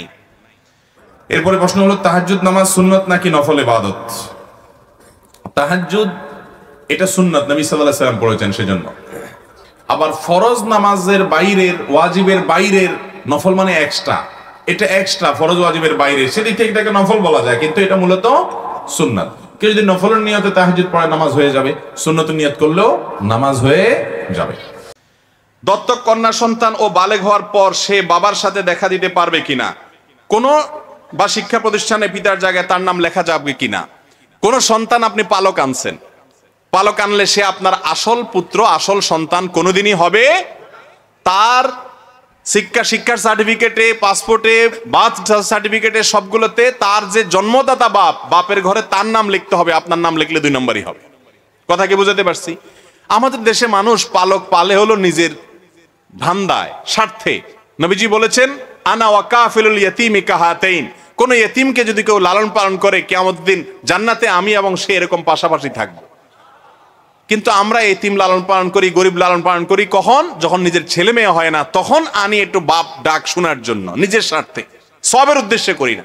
সবের উদ্দেশ্যে করে বলতাম, বাবা তোমার জন্মদাতা বাপরে বাপ ডাকিও, তোমার মারে মা ডাকিও, আমি শুধু উপকার করলাম, হেল্প করলাম, এতটুকু সওয়াব পাওয়ার আশায়। এই মানুষ এখন খুঁজে পাওয়া যায়? একেবারে নাই। বরং মা বাপ থেকে আনার পর বাচ্চাকে এমন ভাবে গড়ে তোলে যেন ওর জন্মদাতা মা বাপের কথা চিরতরে ভুলেই যায়। ঠিক না বে ঠিক? এটা হারাম। এই হারাম কাজটা অনেক ভাইরা করছে। এরপরে প্রশ্ন হলো, ফরজ নামাজ শেষে মুনাজাত বা সুন্নত নামাজের চেয়ে তাসবির গুরুত্ব বেশি, এটা জানার পরও স্বয়ং ইমাম সাহেবরা কেন সুন্নত আমল করে না? ইমাম সাহেবরা নামাজের পরে দোয়া জিকির গুলা করে না, আপনি কিভাবে নিশ্চিত হয়ে গেলেন? ইমাম সাহেবদের বিরুদ্ধে এরকম লেগে গেলেন। ইমাম সাহেবরা হয়তো করে, আপনি শুনেন না, কারণ ফরজ নামাজের পরে দোয়া জিকিরগুলো তো আস্তে আস্তে করতে হয়। আর যদি ইমাম সাহেবরা না করেন তাই বলে সেটা কি হয়ে যাবে না সুন্নতের খেলাফ হয়ে? আমাদের নবীজি সাল্লাল্লাহু আলাইহি সাল্লাম 5 ওয়াক্ত নামাজের পরে অনেকগুলো দোয়া জিকির করতেন। আমরা সুন্নাহ ফাউন্ডেশন থেকে আরো বিভিন্ন প্রতিষ্ঠান থেকে ছাপায় সেগুলো দিয়ে দিছে, কার্ড করে ব্যানার করে মসজিদে টাঙায় দিছে। আস্তাগফিরুল্লাহ আস্তাগফিরুল্লাহ আস্তাগফিরুল্লাহ আল্লাহুম্মা আনতাস সালাম, এগুলো বলা কি সুন্নাত। এই সুন্নাতটা আমাদের সমাজে জিন্দা করতে হবে।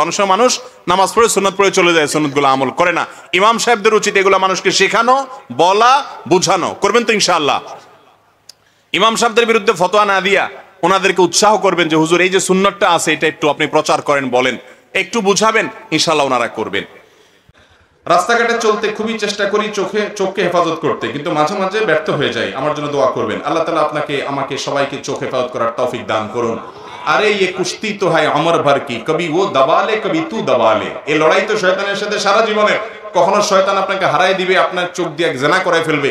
পরক্ষণে যখন আপনার ভিতরে সম্বিত ফিরে আসবে, আপনি আক্ষেপ করে নিজেকে শাসন করে বলবেন, ধুর আমি কি করলাম, আমি এবার আফসোস করে নতুন করে ফোন করব না, আমি আর এটা ভঙ্গ হতে দেব না, আমি আমার আমল নষ্ট করব না। আরো সংকল্প করে আগাবেন।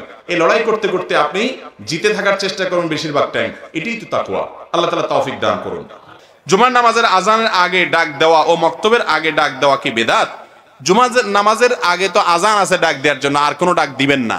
কিন্তু মক্তবে শিশুদেরকে আসার জন্য যদি বলা হয় তোমরা আসো, তাহলে এটা ভালো কাজের প্রতি আহ্বান করা হলো। এটাকে যদি আজানের মতো ফরম্যাট বানায় নেয় এরকম তো কেউ করেও না। যদি করে তাহলে সেটা বেদাত হবে। এমনি বাচ্চারা মক্তবের সময় হয়েছে আসো এরকম বললে কি হবে না? সেটা বেদাত হবে না, এবং এটা আজানের মতো হয়ে যাচ্ছে, ব্যাপারটা সেরকম না। যদি কোনো ব্যক্তি সন্তান না থাকে, সে দত্তক কন্যা সন্তান পালন করলে তবে সেই কন্যা সন্তান ওই ব্যক্তির সম্পত্তির অংশ কতটুকু পাবে? কোনো অংশ পাবে না। পালক সন্তান কোনো অংশ পাবে না। তবে পালক সন্তানকে চাইলে লিখে দিয়ে যেতে পারবে, দান করে দিয়ে যেতে পারবে। যেহেতু সে কিছু পাবে না, এই জন্য তাকে জমি জমা যতটুকু ভালো মনে চায় তার নামে লিখে দেওয়া যাবে। আমার প্রশ্ন, কেবলার দিকে পা দিয়ে শুয়ে থাকলে অথবা কেবলার দিকে থুতু ফেললে কোনো গুনাহ হবে কিনা? ইবনে হিব্বান এবং সম্ভবত মুসনাদ হাকিমের একটি বর্ণনা আছে, নবী সাল্লাল্লাহু আলাইহি ওয়াসাল্লাম বলেছেন, মান তাফালা তুজাহাল কিবলা জা ইয়াউমাল কিয়ামাতি ওয়া তাফালাতুহু মা বাইনা আইনাইহি। যে ব্যক্তি কেবলার দিকে থুতু ফেলে, শ্লেষা ফেলে, কপ এগুলো ফেলে নিক্ষেপ করে কেবলার দিকে, কিয়ামতের ময়দানে সে যখন উঠবে তার কপালে সেগুলো থাকবে, আঠার মতো লেগে থাকবে। অপমানিত হবে, মানুষ দেখলে বুঝবে দুনিয়াতে এই পাপটা সে করতো। আমরা অনেকে এটা খেয়াল করি না। থুতু শ্লেষা কপ আসলো, ও থু বলে যেদিক সেদিক মেরে দিলাম। কেবলার দিকে মারা যাবে, খবরদার। ভুলে হয়ে গেছে, মনে হওয়ার সাথে সাথে সাবধান থাকবেন যে পরবর্তীবার যেন না হয়। খুব এরপরে প্রশ্ন হলো, আমি একজন হক নষ্ট করেছি, এখন সে অনেক দূরে চলে গেছে, এখন আমি কিভাবে তার হক পূরণ করবো? এমত অবস্থায় আমার কি করণীয় যদি বলতেন। আপনি কারোর হক নষ্ট করেছেন, পয়সা মেরে দিয়েছেন, এখন সে অনেক দূরে চলে গেছে আর তার পাওয়ার সুযোগ নেই, তাহলে তার ওয়ারিস বাপ মা সন্তান বেঁচে থাকলে, পরিবার বেঁচে থাকলে তাদের কাছে ফেরত দিবেন। যদি তাদেরকেও খুঁজে পাওয়া না যায়, তাহলে যেই পরিমাণ হক মেরেছেন ওই পরিমাণ হক, ওই পরিমাণ টাকা কোনো গরিবকে তার পক্ষ থেকে দান করে দিবেন। এতে ইনশাল্লাহ মুক্ত হয়ে যাবে। আমি একজন যুবক, আমার বয়স 18+। আমার মেয়েদের প্রতি খুব আকর্ষণ জাগে, প্রেম করতে ইচ্ছা করে। এমত অবস্থায় এইসব থেকে কিভাবে দূরে থাকতে পারবো বললে খুবই উপকৃত হব। প্রথমে সাধুবাদ জানাই এই যুবককে, যে যুবক সৎ সাহস করে প্রশ্ন করেছেন। এই বয়সে শয়তান আমাদের মধ্যে এইরকম হারাম আগ্রহ তৈরি করে, এটা সৃষ্টিগতভাবে সবার মধ্যেই হয়। আপনারা অনেকে হেসে দিচ্ছেন যে এই যুবকের মধ্যে এগুলো আগ্রহ হয়, মনে হয় আপনারা আসমানতে নাজিল হয়েছেন, আপনার মধ্যে এগুলো হয় না। ভাবটা এমন ধরছেন যে আপনারা একেবারে সবাই হিজড়া অথবা কাপুরুষ, এমন একটা ভাব ধরছেন আপনারা, তাই না? তাহলে হেসে দেওয়ার কারণটা কি ভাই? মনে রাখবেন, আল্লাহ রাব্বুল আলামিন সৃষ্টিগতভাবে আমাদের মধ্যে এমন ভাবে তৈরি করেছেন যে একটা বয়সে কামভাব জাগ্রত হবে, যৌন চাহিদা তৈরি হবে, কিন্তু সেটাকে কন্ট্রোল করতে হবে। এটাই তো পরীক্ষা, এই বিনিময়ে তো জান্নাত দিবেন আল্লাহ তাআলা। কথা কি বুঝাতে পারছি? আব্দুল্লাহ জাহাঙ্গীর রাহমাহুল্লাহ বলতেন, মানুষের বিদ্যকার যৌনতা এটা প্রমোটেড বাই আল্লাহ সুবহানাহু ওয়া তাআলা। আল্লাহ তাআলা এটাকে এমন ভাবে সৃষ্টি করেছেন যে এটা নতুন করে এই যৌন চাহিদা তৈরি করতে হয় না, জাগ্রত করতে হয় না, এমনি সময় মতো জাগ্রত হয়ে যায়। মানুষ কেন পশুর মধ্যে হয়ে যায়, কেউ শিখানো লাগে না। এটাকে কন্ট্রোল করতে হয়, প্রমোট না, নিয়ন্ত্রণ করা শিখতে হয়। যুবক ভাই আমার, এরকম যদি হয় যে আপনি নিজেকে গুনাহের মধ্যে পতিত হওয়ার আশঙ্কা করছেন, তাহলে 1 নম্বর করণীয় হলো মেয়েদের সংস্রব থেকে নিজেকে 1000 মাইল দূরে রাখার চেষ্টা করবেন, অর্থাৎ বাঁচার চেষ্টা করবেন, আপ্রাণ চেষ্টা করবেন যে তাদের সংস্রব থেকে দূরে থাকেন। ফেসবুকে ফ্রেন্ড লিস্টে মেয়েদেরকে রাখবেন না। চ্যাটিং করলে প্রয়োজন ছাড়া চ্যাটিং করতে আসলে ব্লক করে ফেলবেন। নিজেকে বাঁচানোর চেষ্টা করবেন, ভাগার চেষ্টা করবেন। মনে রাখবেন আল্লাহ রাব্বুল আলামিন যৌন চাহিদা পূরণের জন্য হালাল সিস্টেম রেখেছেন। অপেক্ষা করেন, আল্লাহ রাব্বুল আলামিন যে সিস্টেম রেখেছেন সেই সিস্টেমে যখন বয়স হবে, ব্যবস্থা হবে, তখন আপনি হালালের পথে যাবেন। হারামকে যদি আপনি ত্যাগ করেন, আল্লাহ তাআলা জান্নাতে হুর আইনের সাথে বিবাহ দিবেন ইনশাআল্লাহ। ও ভাই আমার, দুনিয়াতে নিজেকে নিয়ন্ত্রণ করতে হবে। আমাদের এই সমাজটা সুড়সুড়ি দেয়, আমাদের এই সমাজটা যুবকদেরকে অহেতুক খোঁচাখুচি করে তাদের মধ্যে যৌন চাহিদা সৃষ্টি করবার জন্য, অথচ সেটাকে নিয়ন্ত্রণ করা দরকার। আর সমাজের এই অসুস্থ কাজের কারণে আজ সমাজ অসুস্থ হচ্ছে, ধ্বংস হচ্ছে, একের পর এক অঘটন ঘটেই চলেছে। অতএব নিয়ন্ত্রণ করতে হবে। শেষ আমল হলো নেককারের সোহবত। এটা বড় গুরুত্বপূর্ণ জিনিস। এক সাহাবী আসছে, এ ভাইয়ের প্রশ্ন শুনে আপনারা অনেকে হাসছেন। এক সাহাবী আসছে আয়েশা নবীজির কাছে, বলতেছেন ইয়া রাসূলুল্লাহ, আমার জেনা করতে ইচ্ছা করে। একই প্রশ্ন, আজকে যে ভাই প্রশ্নটা করলেন একই প্রশ্ন রাসূল আকরাম সাল্লাল্লাহু আলাইহি ওয়াসাল্লামের কাছে করছেন। আয়েশা বলছে, ইয়া রাসূলুল্লাহ, আমি জেনা করব, আপনি পারমিশন দেন, আমার সহ্য হচ্ছে না, জেনা করব আমি। চিন্তা করেন, নবীর কাছে এসে বলতেছে, আপনি অনুমতি দেন, জেনা তো হারাম, সেজন্য করতে পারি না, আপনি বলেন একটু জায়েজ করেন। নবী করিম সাল্লাল্লাহু আলাইহি সাল্লাম তাকে বললেন, ভাই, তুমি যার সাথে জেনা করবে সে কারোর মা, সে কারোর স্ত্রী, সে কারোর বোন। তোমার মা, তোমার বোন, তোমার স্ত্রী, তোমার মেয়ের সাথে যদি কেউ জেনা করে, তোমার কাছে কেমন লাগবে? বলে, ইয়া রাসূলুল্লাহ, এটা তো আমি সহ্য করব না। তো রাসূল সাল্লাল্লাহু আলাইহি সাল্লাম বললেন, তাহলে কিভাবে তুমি করতে পারো?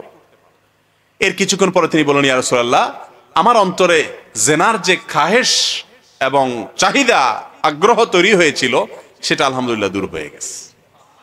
এই জন্য মুহাদ্দিসিন ইকরাম বলেন, এরকম গুনাহের আগ্রহ তৈরি হলে, উদ্দীপনা তৈরি হলে, আল্লাহর খুব নেককার বান্দা, আমলদার, মুত্তাকি, পরহেজগার মানুষ যে নিজেকে হারাম থেকে বাঁচানোর চেষ্টা করে, তার সান্নিধ্যে গেলে, তার সাথে উঠা বসা করলে, তার সোহবতে, সাহচর্যে থাকলে সেই চাহিদা ইনশাআল্লাহ দূর হয়ে যাবে।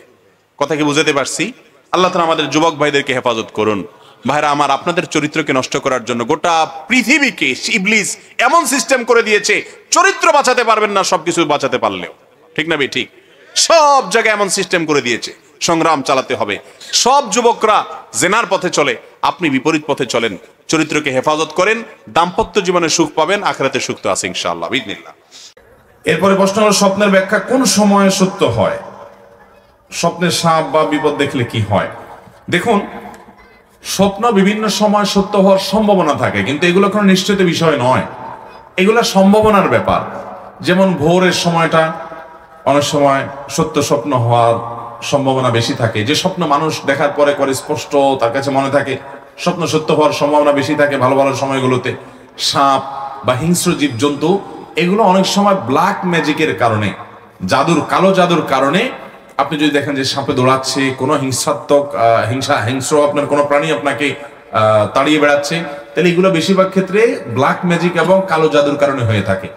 আমি প্রায়শ বলার চেষ্টা করি, প্রতিদিন মাহফিলে বলার চেষ্টা করি, ভাইরা আমার, প্রতিটি ঘরে ঘরে ব্ল্যাক ম্যাজিকের রোগী আজকাল, প্রতিটা ঘরে ঘরে দুষ্ট জিনে আক্রান্ত মানুষ, আপনি টের পাচ্ছেন না। আপনার ছোট বাচ্চা 2 বছরের, ওর উপরে দুষ্ট জিন ভর করে আছে। আমরা বলি যে এত দুষ্টামি করে, এত মানে পাগলামো করে, সীমাহীন। আমি আমার ব্যক্তিগত অভিজ্ঞতা থেকে বলছি, আমার রিয়েলাইজ থেকে বলছি, এগুলোর বেশিরভাগই হলো শয়তানের উপদ্রব, দুষ্ট জিনের উপদ্রব এবং ব্ল্যাক ম্যাজিক। ঘরে ঘরে, জনে জনে এই রোগে আক্রান্ত। এই রোগ থেকে বাঁচার জন্য কোরআন আঁকড়ে ধরা বিকল্প, ঘরে ঘরে কোরআন তেলাওয়াত চালু করে দেন, কোরআন তেলাওয়াত চালু করেন, নগদে আল্লাহর কুদরত দেখেন, এবং এর কোনো বিকল্প নাই। এই জন্য স্বপ্নে এই সমস্ত বিষয় দেখা অনেক সময় ইন্ডিকেট থাকে, সব সময় না, অনেক সময় ইন্ডিকেট এবং আক্রমণ আপনার আলামত থাকে, যে এর মাধ্যমে আপনি অনুমান করতে পারেন যে আপনার উপর ব্ল্যাক ম্যাজিক এবং কালো জাদু ভর করেছে। আজকাল দেখবেন আত্মীয় স্বজনরা অনেকে আপোষের তাবিজ করার জন্য অনেক কবিরাজের কাছে যায়, আছে না নাই? ওই কবিরাজ গুলো জেনে না জেনে কুফরি কালাম করে, শয়তানের আশ্রয় নেয়, শয়তানের সহযোগিতা কামনা করে। আপনার আপোষ করতে গিয়া, আপনার বিরুদ্ধে তাবিজ করতে গিয়া আপনাকে ব্ল্যাক ম্যাজিক করতেছে, আপনাকে কালো জাদু করতেছে, আপনি টেরও পাচ্ছেন না। কিছু খাওয়ায় দিচ্ছে, কিছু শোকায় দিচ্ছে, তাবিজ আপনার বালিশের নিচে রেখে দিচ্ছে, চিপা চাপা রেখে দিচ্ছে, বিভিন্ন রকমের আপনার সুই এটা সেটা রেখে দিচ্ছে, কবরে পুঁতে রাখা হচ্ছে, মানুষকে ধ্বংস করে শেষ করে দেওয়া হয়। আমাদের দেশে এগুলো প্রচন্ড রকমের বাড়া বেড়েছে। অতি সম্প্রতি দেখবেন ফেসবুক ইত্যাদিতে বিভিন্ন কমেন্টে দেখবেন তান্ত্রিক অমুক, কামরূপ কামাখ্যা থেকে প্রশিক্ষণ প্রাপ্ত, দেখছেন নি? হেনিতে আসেনি? হেনি কেন সারা দেশে আছে, শুধু ফেনি কেন, সব জায়গাতেই, ঢাকা শহরেও আছে, সব জায়গাতে আছে। এগুলো থেকে বাঁচার জন্য সকাল সন্ধ্যার দোয়া কখনো ছাড়বেন। সব দোয়া পড়তে না পারেন, অন্তত রক্ষা কবচ দোয়াগুলো পড়বেন। 3 কুল, হাসবি আল্লাহু লা ইলাহা ইল্লাহু, বিসমিল্লাহিল্লাযী লা ইয়াদুররু মা ইসমিহি, এগুলো কোন অবস্থাতে ছাড়বেন। খবরদার, ঘরে ঘরে শুরু হয়ে গেছে। আল্লাহ তাআলা আমাদেরকে বেঁচে থাকার তৌফিক দান। আমরা কিভাবে বুঝবো কোনটি বেদাত আর কোনটি বেদাত নয়? কোনটি বেদাত আর কোনটি বেদাত নয়? বেদাত মানে যার দাঁত নাই। অতএব যে আমলে দেখবেন দাঁত টাত নাই, গোড়া গাড়ি পাওয়া যায় না কিছু খুঁজে, ওইটা হলো বেদাত। আর যেটা দাঁত আছে, গোড়া আছে, ওইটা হলো সুন্নাত। কথা কি বুঝাতে পারছি? দাঁত মানে হলো যে আমলটার কথা কোরআনে আছে, হাদিসে আছে। কথা কি বুঝাতে পারছি? সেটা সুন্নাত। আর কোরআন হাদিসের বাইরে মনগড়া কোনো ইবাদত বা ইবাদতের পদ্ধতি যদি আবিষ্কার করে আর বেদাতের সংজ্ঞায় পড়ে, তাহলে বুঝতে হবে ওইটার যেহেতু কোনো ভিত্তি বা গোড়া বা দাঁত নাই, সেটা বেদাত। কথা কি বুঝাতে পারছি? যদিও বেদাত শব্দটা আরবি, আমি একটু রসিকতা করে এভাবে বোঝালাম, কিন্তু আসলে জিনিসটা সেটাই। কোরআন হাদিস থেকে যদি কোনো ভিত্তি পাওয়া না যায়, তাহলে সেটা ইবাদতের পদ্ধতি নিজে থেকে আবিষ্কার করলে বা কোনো ক্ষেত্রে সংযোজন বিয়োজন করলে সেটা বেদাতে পরিগণিত হবে। কোরআন হাদিস থেকে অনুসরণ করে করলে সেটা কখনো কি হবে না? বেদাত হবে না। মুনাজাত করা শিরিক কেন বুঝিয়ে বলবেন? কবর বা কবরস্থানের সামনে মুনাজাত করলেই শিরিক হয়ে যাবে, ব্যাপারটা এরকম না। বরং যদি কেউ কোনো কবরওয়ালা, কোনো মাজারওয়ালার কাছে সন্তান চায়, ব্যবসা চায়, উন্নতি চায়, মনে করে তার হাতে আছে, সে আল্লাহর কাছে নিয়ে দিবে ভায়া মিডিয়া, এজন্য ওই কবরওয়ালার কাছে, মাজারওয়ালার কাছেই দোয়া করে সন্তান চায়, তাহলে সেটা শিরিক হবে। কারণ সে এটা চাইবে আল্লাহর কাছে, আল্লাহর গোলামের কাছে চাইলে এটা আল্লাহর সঙ্গে পার্টনার সাব্যস্ত করা হয়। এটা তো বোঝা যায় দিনের মধ্যে কেন শিরিক হবে? আর শিরিক সবচেয়ে বড় অপরাধ, আল্লাহ তাআলা মাফ করবেন না তওবা ছাড়া মারা গেলে। অতএব শিরিক থেকে বেঁচে থাকতে হবে। কিন্তু কেউ কবরের দিকে ফিরে আল্লাহর কাছে দোয়া করছে, কবরওয়ালার কাছে না, তার বিশ্বাস না যে কবরওয়ালা কিছু দিতে পারে, তাহলে এটা শিরিক হবে না। কিন্তু এটা, এই দোয়ার পদ্ধতিটা গলত এবং ত্রুটিপূর্ণ, এটা দোয়ার পদ্ধতি নয়। বরং দোয়া কবরের দিকে ফিরে করার কিছু নাই, কারণ কবরের দিকে দোয়া করলে সে দোয়া কবুল হবে এমন কোনো গ্যারান্টি হাদিসে বলা, যেদিকে ফিরে দোয়া করবেন সে দোয়া আল্লাহর কাছে নিবেদন হতে পারে। কিন্তু কবরের দিকে বিশেষভাবে ফেরার কোনো বৈশিষ্ট্য যেহেতু নাই, আপনি কেন ওদিক ফিরে দোয়া করবেন? সেটা ভুল। আপনি প্রয়োজনে কেবলার দিকে ফিরে করতে পারেন, অথবা যে কোনো দিকে ফিরে করতে পারেন। নির্দিষ্ট কোনো দিককে নির্ধারণ করলে তার কারণ আপনাকে দেখাতে হবে, হাদিস কোরআনে এটা বলা হয় নাই। অতএব কবরের দিকে ফিরে, যদিও সে কবরে সাহিত্য লোকটা কোনো আল্লাহর নেককার বান্দাও হন, তারপরে তার দিকে ফিরেই দোয়া করলে দোয়ার ফজিলত আছে, এরকম কোনো কথা কোরআন হাদিসে কোথাও সাহাবীরা নবী সাল্লাল্লাহু আলাইহি সাল্লামের কবরে এসে দোয়া করছেন কবরের দিকে ফিরে, বা খোলাফায়ে রাশিদের কবরের কাছে গিয়ে অন্য সাহাবীরা কবর করে দোয়া করেছেন, এরকম কোনো হাদিস পাওয়া। বিধায় দোয়া হবে আল্লাহর কাছে, কোন কবরওয়ালার কাছে। যদি কবরওয়ালার কাছে প্রার্থনা করেন তাহলে সেটা কি হতে পারে? শিরক অবশ্যই হবে। মেয়েরা মনে করে যে বিয়ের পর নাকফুল দেওয়া বাধ্যতামূলক, এবং নাকফুল না দিলে স্বামীর অমঙ্গল হয়, এটা জায়েজ আছে কিনা? ভাই, এটা যে ভুয়া, এটা কথা বোঝার জন্য, সে কথা বোঝার জন্য একটা ছোট্ট কথা বলি।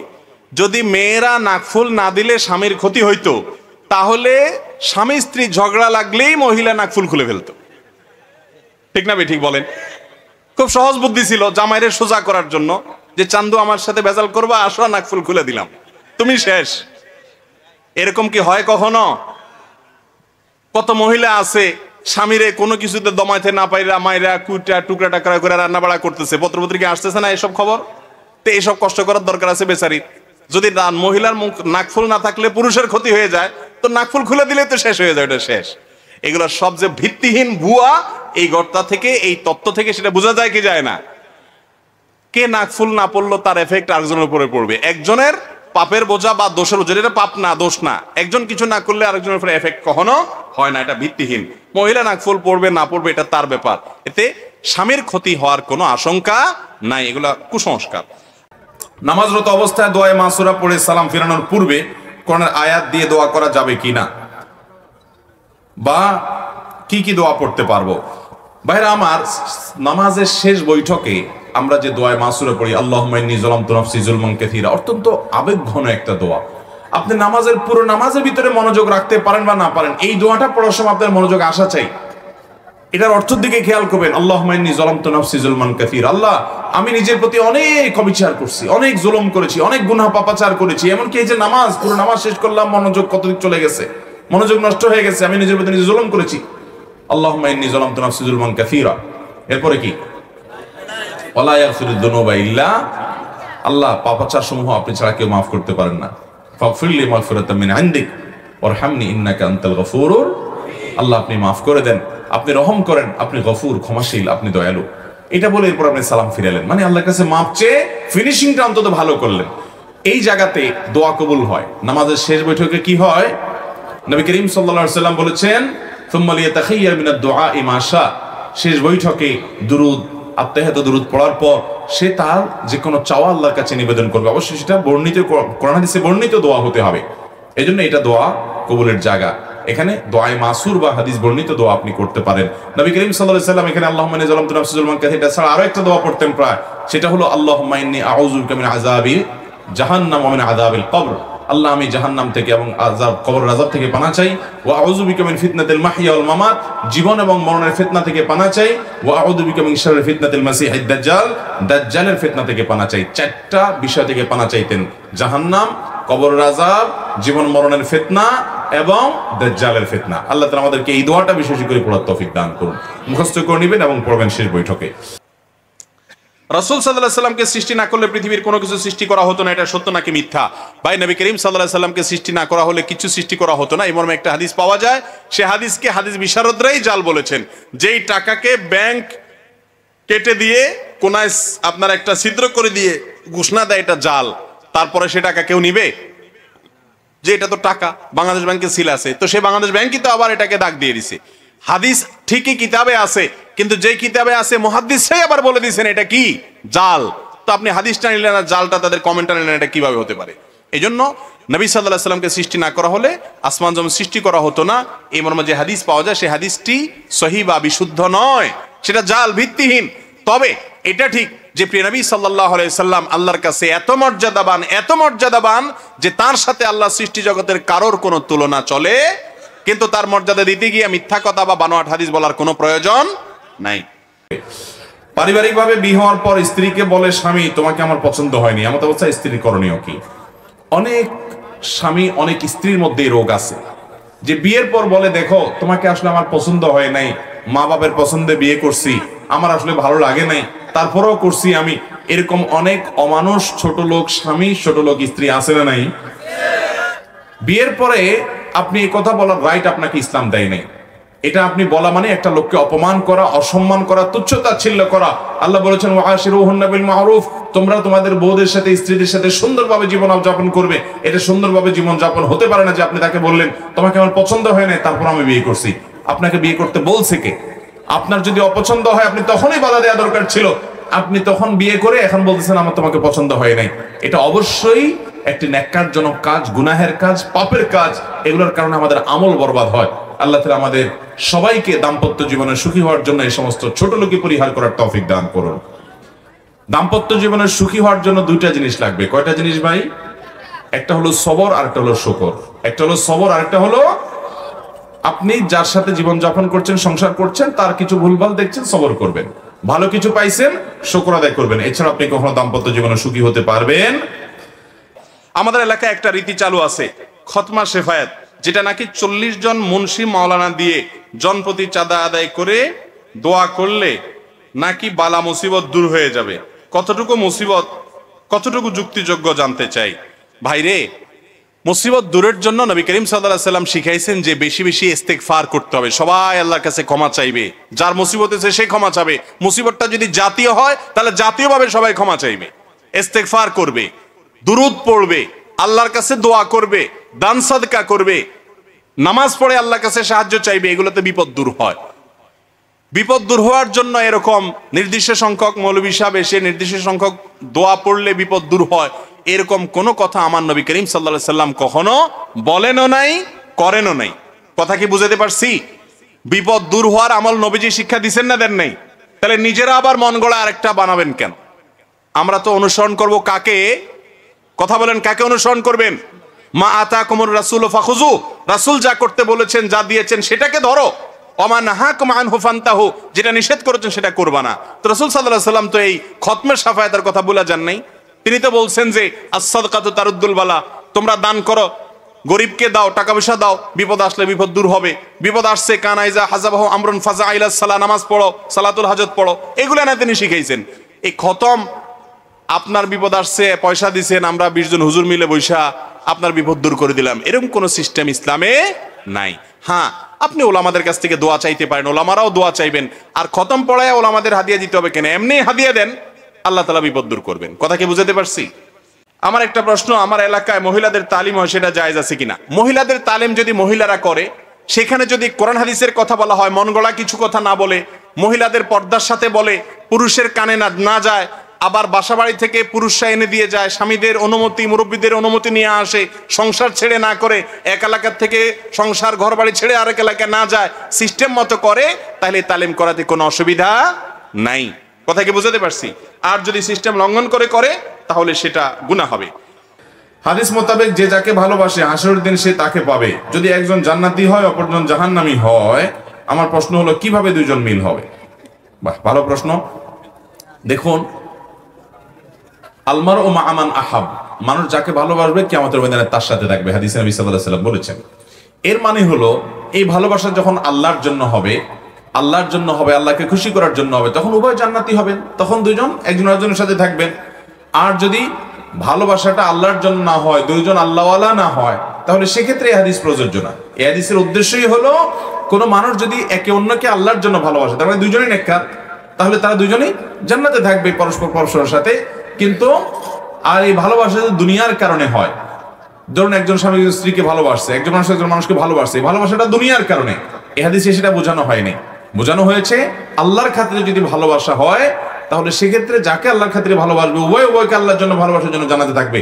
এই হাদিসের আগের বক্তব্যটা দেখেন, তাইলে পরিষ্কার হয়ে যাবে। একজন সাহাবী বলছেন ইয়া রাসূলুল্লাহ, কিয়ামত কবে হবে? আমরা প্রায় সময় দেখেন না কিয়ামতের সনখন বাজে যে ইমাম মাহদী কয় বছর বাকি আছে হুজুর, শুরু করে না মানুষ জিজ্ঞেস করা, কদিন পরপরই পৌঁছায়। কদিন আগে বোধহয় 1 সপ্তাহ আগে সময় টিভির একজন সাংবাদিক বলতেছে, হুজুর ভাই কিয়ামত আসলে কবে হবে, মানে তারিখ সনটা কবে? তো অনেকে এটা জানতে চায়। নবী করিম সাল্লাল্লাহু আলাইহি ওয়াসাল্লামের কাছে এরকম একজন সাহাবী বলছেন, ইয়া রাসূলুল্লাহ কিয়ামত ঠিক কবে হবে? ওনার হয়তো জানা ছিল না আয়াত আল্লাহ যে বলেছেন যে কিয়ামতের ইলম আল্লাহ ছাড়া কেউ কারোর কাছে নাই। আমরা তো জেনে শুনেও খোঁজাখুঁজি করি অহেতুকে সমস্ত বিষয়, গায়েবের বিষয়। যাই হোক, তো নবী করিম সাল্লাল্লাহু আলাইহি ওয়াসাল্লাম তাকে বললেন, মাজা আদাত তালাহা, কিয়ামত কবে হবে এটা তুমি জানতে চাচ্ছ, কিয়ামতের জন্য তোমার প্রস্তুতিটা কি? উনি বললেন, ইয়া রাসূলুল্লাহ আসলে তো কিয়ামতের জন্য সেরকম কোনো প্রস্তুতি নাই, আমার যদি আজকে কিয়ামত আমি কি পেশ করবো আল্লাহর কাছে এরকম কিছু নাই, তবে আমি আপনাকে আল্লাহর জন্য ভালোবাসি, এই আমলটা আমার কাছে আছে। তখন নবীজি সাল্লাল্লাহু আলাইহি ওয়াসাল্লাম বলেছেন, আনতা মা মান আহবাবত, তুমি যাকে ভালোবাসছো তুমি তার সাথে থাকবা। বর্ণনাকারী সাহাবী বলেন, আমরা নবীর মুখ থেকে কত হাদিসই তো শুনছি, কোন হাদিস শোনার পর আমরা এত খুশি হই নাই এই হাদিসটা শোনার পর যত খুশি হয়েছি, কারণ আমরা নবী সাল্লাল্লাহু আলাইহি ওয়াসাল্লামের মতো আমল করে তার পর্যায়ে কখনো যেতে পারবো না, আবু বকরের মতো আমল করে তার সমান কখনো হতে পারবো না, ওমরের মতো আমল করে তার সমান কখনো হতে পারবো না, কিন্তু তাদেরকে ভালোবেসে কিয়ামতের দিন এবং জান্নাতে তাদের সাথে থাকা যাবে, এই কথা জানার পর আমরা খুশি হয়ে গেলাম যে তাদের সাথে থাকার একটা সুযোগ তৈরি হলো। আমরা সবচেয়ে ভালোবাসা নবীদেরকে, সাহাবায়ে কেরাম রিদওয়ানুল্লাহি তাআলা আলাইহিম আজমাইনদেরকে দেব তো ইনশাআল্লাহ। নামাজে নাবালেগ ছেলে যদি সামনের কাতারে দাঁড়ায়, মুসল্লিদের নামাজের সমস্যা হবে কিনা? কোনো সমস্যা হবে না। আরে ভাই, সামনে দাঁড়ানো তো পরের কথা, নবী করিম সাল্লাল্লাহু আলাইহি ওয়াসাল্লাম সিজদায় গেছেন, নাতি কাদের উপরে, পিঠের উপর উঠে পড়ছে। যদি নামাজের সমস্যা হইতো তাহলে তো ওনার নামাজের সমস্যা হইতো, ঠিক না বে ঠিক? মুরব্বীরা বিশেষ করে শুনেন, গ্রামে অনেক বেশি হয়, ছোট বাচ্চারা সামনে দাঁড়ালে অনেক সময় ধাক্কাতে ওইটাকে সামনের কাতারে গেলে পিছের কাতারে বুড়ো আরেক ধাক্কা দেয়, তার পিছের কাতারে বুড়ো আরেক ধাক্কা দেয়, তার পিছে যাইতে পোলা বারান্দা যায়, মসজিদের বাইরে চলে যায়, কাজে আর যাবোই না, ঠিক না বে ঠিক? আরে ভাই, আজকের শিশু আগামী দিনের মুসল্লি, তাদেরকে ধাক্কা দিয়ে বাইর করলে মুসল্লি হবে কে? তাদেরকে ডাকেন, কাছে দাঁড় করান। যদিও সুন্নাহ হলো বাচ্চারা পিছিয়ে দাঁড়াবে, কিন্তু বাচ্চারা যখন ব্রিটিশ হয় তখন তাদেরকে পিছনে একসাথে দাঁড় করায় দিলে সবগুলা মিলে যে মিছিল আন্দোলন করবে, নামাজেদের সব মনোযোগ শেষ হয়ে যাবে।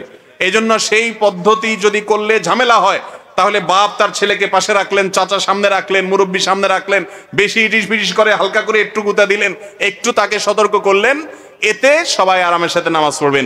এরপরেও বাচ্চারা ডিস্টার্ব করবে, সেই ডিস্টার্বকে মানার মতো মানসিকতা থাকতে হবে। কথা কি বুঝাতে পারছি? আমাকে একজন এই দেশের 1, 2, 3 নাম থাকবে এরকম একজন আলেমের ছেলে মদিনা ইউনিভার্সিটিতে ছাত্র সে, তখন আমাকে বলছে মসজিদে নববীতে বসে, বলে যে ভাই আপনারা তো মানুষ সামনে ওয়াজ নসিহত করেন, একটু একটা কথা বলেন। আমাকে কি কথা ভাই? বলে যে আমি ছোটবেলায় মনে আছে এত ধাক্কা খাইছি মসজিদে মুরব্বীদের, মনে হয়তো সমাজের সবচেয়ে খারাপ মানুষ হলে মুরব্বী, মুসল্লি মুরব্বীরা। কারণ একটু দুষ্টামি না করে এমনি যায় বসলেও বলে এই দুষ্টামি করবা না ছেলে, চোখ এমন ভাবে রাঙ্গায়। কিরে বাবা আমি এখনো কিছু করি নাই, যে বসছি, আমার দেখলেই ওনার মনে হয় যে কিছু চুলকা আলটা মনে হয়, কেউ যেন শয়তান মনে হয় খোঁচা। আমি যে বসলাম, এই ছেলে দুষ্টামি করবা না কিন্তু, কিরে বাবা ধমকের ছোটে আমি ছোট হয়ে যাই, এই ভয়ে মসজিদেই যাওয়া ছেড়ে দিস। এটা ছোটবেলার কথা, পরে তো সে বুঝছে, আলেম হয়েছে। তো বাচ্চাদেরকে এইভাবে ধাক্কা দিয়ে বের করবেন না।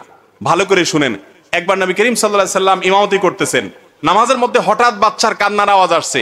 উনি তাড়াতাড়ি নামাজ শেষ করছেন, এটা মানে কুইকলি নামাজটা পড়ে ফেলছেন, র্যাপিডলি পড়ে শেষ করে, স্পিডি নামাজ শেষ করে এরপরে বলতেছেন কার বাচ্চা কাঁদে সে যায় ধরো। আজকের আমরা হলে বলতাম যে বাচ্চা কাঁদে কেন, ডিস্টার্ব হয় আমাদের।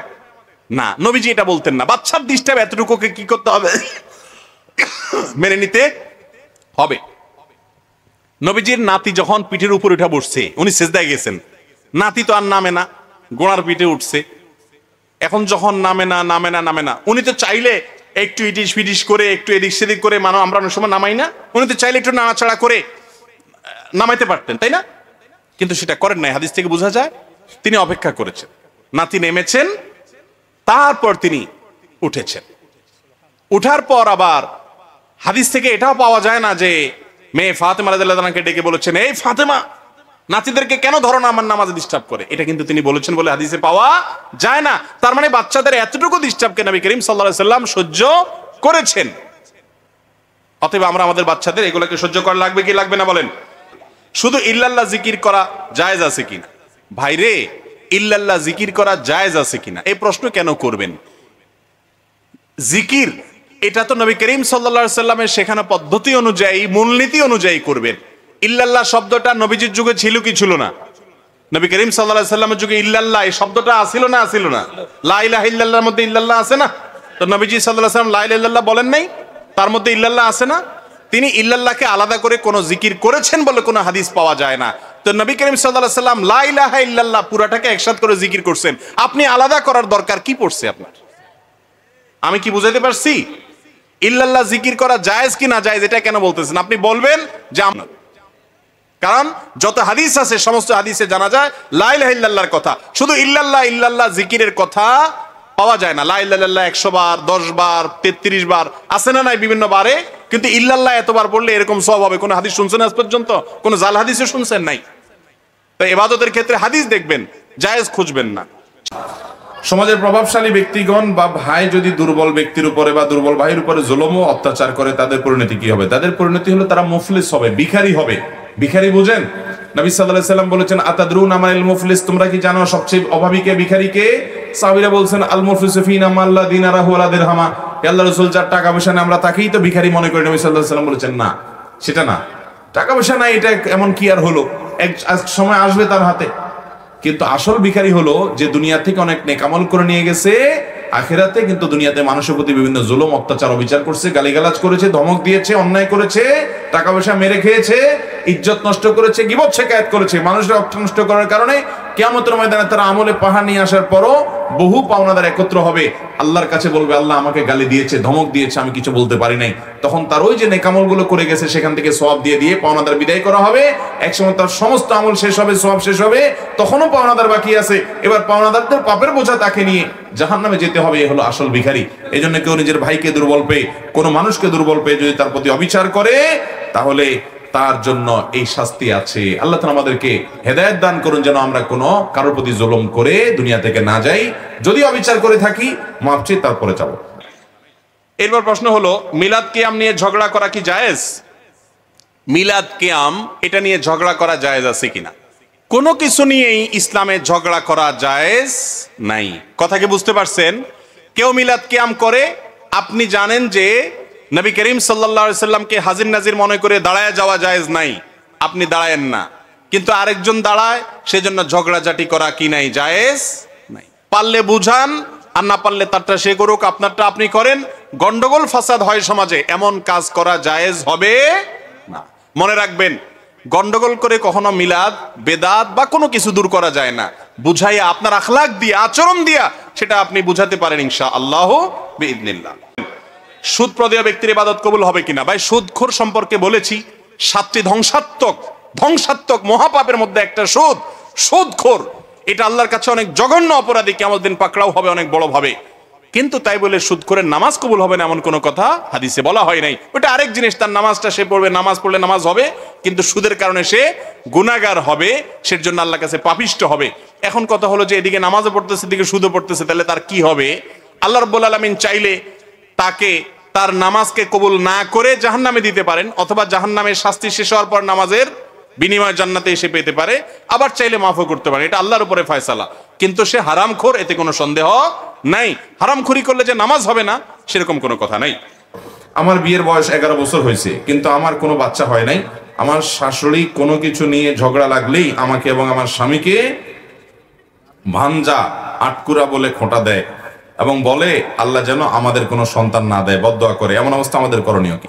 ভালো করে শুনে রাখেন, অনেক এলাকাতে এটা আছে যে কারো ছেলে মেয়ে না হলে তাকে আটকুরা, ভাঞ্জা, এটা সেটা আরো কি জানি বলে, এরকম বিভিন্ন কথা বলে। এটা, এই গালিটা কাদের গালি জানেন?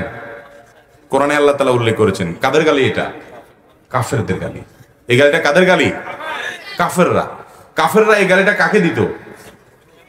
আমাদের প্রিয় নবী সাল্লাল্লাহু আলাইহি সাল্লামকে বলতো। কেন বলতো? কারণ ওনার কোনো ছেলে বেঁচে ছিল না। বলতো তুমি নির্বংশ, তোমার বংশ নাই, তুমি মরে গেলে তোমার কোনো ছেলে সন্তান নাই, বংশ কিভাবে টিকবে? বংশ চেরা ঘাড়ি কেন বাদ থেকে জ্বালাবে? নির্বংশ বলে গালি দিত আমাদের নবী সাল্লাল্লাহু আলাইহি সাল্লামকে। কারা? কাফেররা। আল্লাহ তাআলা সূরা ইন্না আতানাকা কাউসারের মধ্যে জবাব দিয়েছেন, ইন্না আতাইনাকাল কাউসার ফাসাল্লি লিরাব্বিকা ওয়ানহার ইন্না শানিআকা। যারা আপনাকে নির্বংশ বলছে, ওরা বরং নির্বংশ। ওদের নাম নেয়ার মতো, ওদের বংশে চেরাগ জ্বালানোর মতো লোক দুনিয়াতে পাওয়া যাবে না। আবু জাহাল, আবু লাহাবদের নাম নেয়ার মতো দুনিয়াতে মানুষ আছে? ওদের 14 গোষ্ঠী ধরে যদি গালিগালাজ করে সারা দুনিয়ার মানুষ, একটা মানুষের চোখের পানি ফেলানোর মতো আছে? আর নবী করিম সাল্লাল্লাহু আলাইহি সাল্লামকে আল্লাহ রাব্বুল আলামিন এইভাবে তাকে জিইয়ে রেখেছেন, টিকিয়ে রেখেছেন যে তার সম্পর্কে কোনো কটু কথা বললে হাজার হাজার মানুষের হৃদয়ে রক্তক্ষরণ হয়। তাহলে তোমাদের ছেলে মেয়ে থেকেও তোমাদের অস্তিত্ব পৃথিবীতে টিকে নাই, কিন্তু তার ছেলে না থেকেও শুধুমাত্র কন্যা সন্তান বেঁচে ছিলেন, ছেলেরা মারা গেছেন ছোট থাকতে, তারপর আল্লাহ তাআলা তাকে টিকিয়ে রেখেছেন। তাহলে কারো সন্তান না হলে, ছেলে না হলে, মেয়ে না হলে বা সন্তান না হলে তাকে আটকুরা বলা, ভাঞ্জা বলা, এটা বলা, সেটা বলা, বন্ধা বলা, নানা রকমের কটু কথা বলা, এটা কাফেরদের চরিত্র। কোন মুসলমান এটি করতে পারে? সন্তান না হওয়া কি কারোর হাতে? আল্লাহ কোরআনে বলেছেন, আল্লাহ তাআলা যাকে ইচ্ছা তাকে কন্যা সন্তান দেন, যাকে ইচ্ছা তাকে পুত্র সন্তান দেন, যাকে ইচ্ছা দুইটাই দেন, যাকে ইচ্ছা কোনোটাই দেন না। ওয়াজআলু মাইয়াশা আকিমা, যাকে ইচ্ছা তাকে আল্লাহ বন্ধা করেন। অতএব এটা সম্পূর্ণ আল্লাহর ফয়সালা।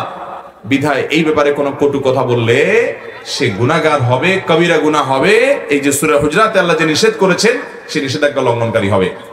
আমাদের এলাকায় নবী নূরের তৈরি নাকি মাটির তৈরি, এটা নিয়ে গন্ডগোল হয়। ভাই, নবীজি নূরের তৈরি না মাটির তৈরি? কিছু মানুষ মাটির বলছেন, আর কিছু চুপ আছেন যে কোনটা বলে বিপদে পড়ি। ভাই থামেন। আল্লাহ রাব্বুল আলামিন তার রাসূল সাল্লাল্লাহু আলাইহি সাল্লামকে কি দিয়া বানাইছেন এই সম্পর্কে কোনো প্রশ্ন করা হবে কবরে কিয়ামতের দিন? তাহলে এটা নিয়ে গন্ডগোল করার কি যুক্তি আছে রে ভাই?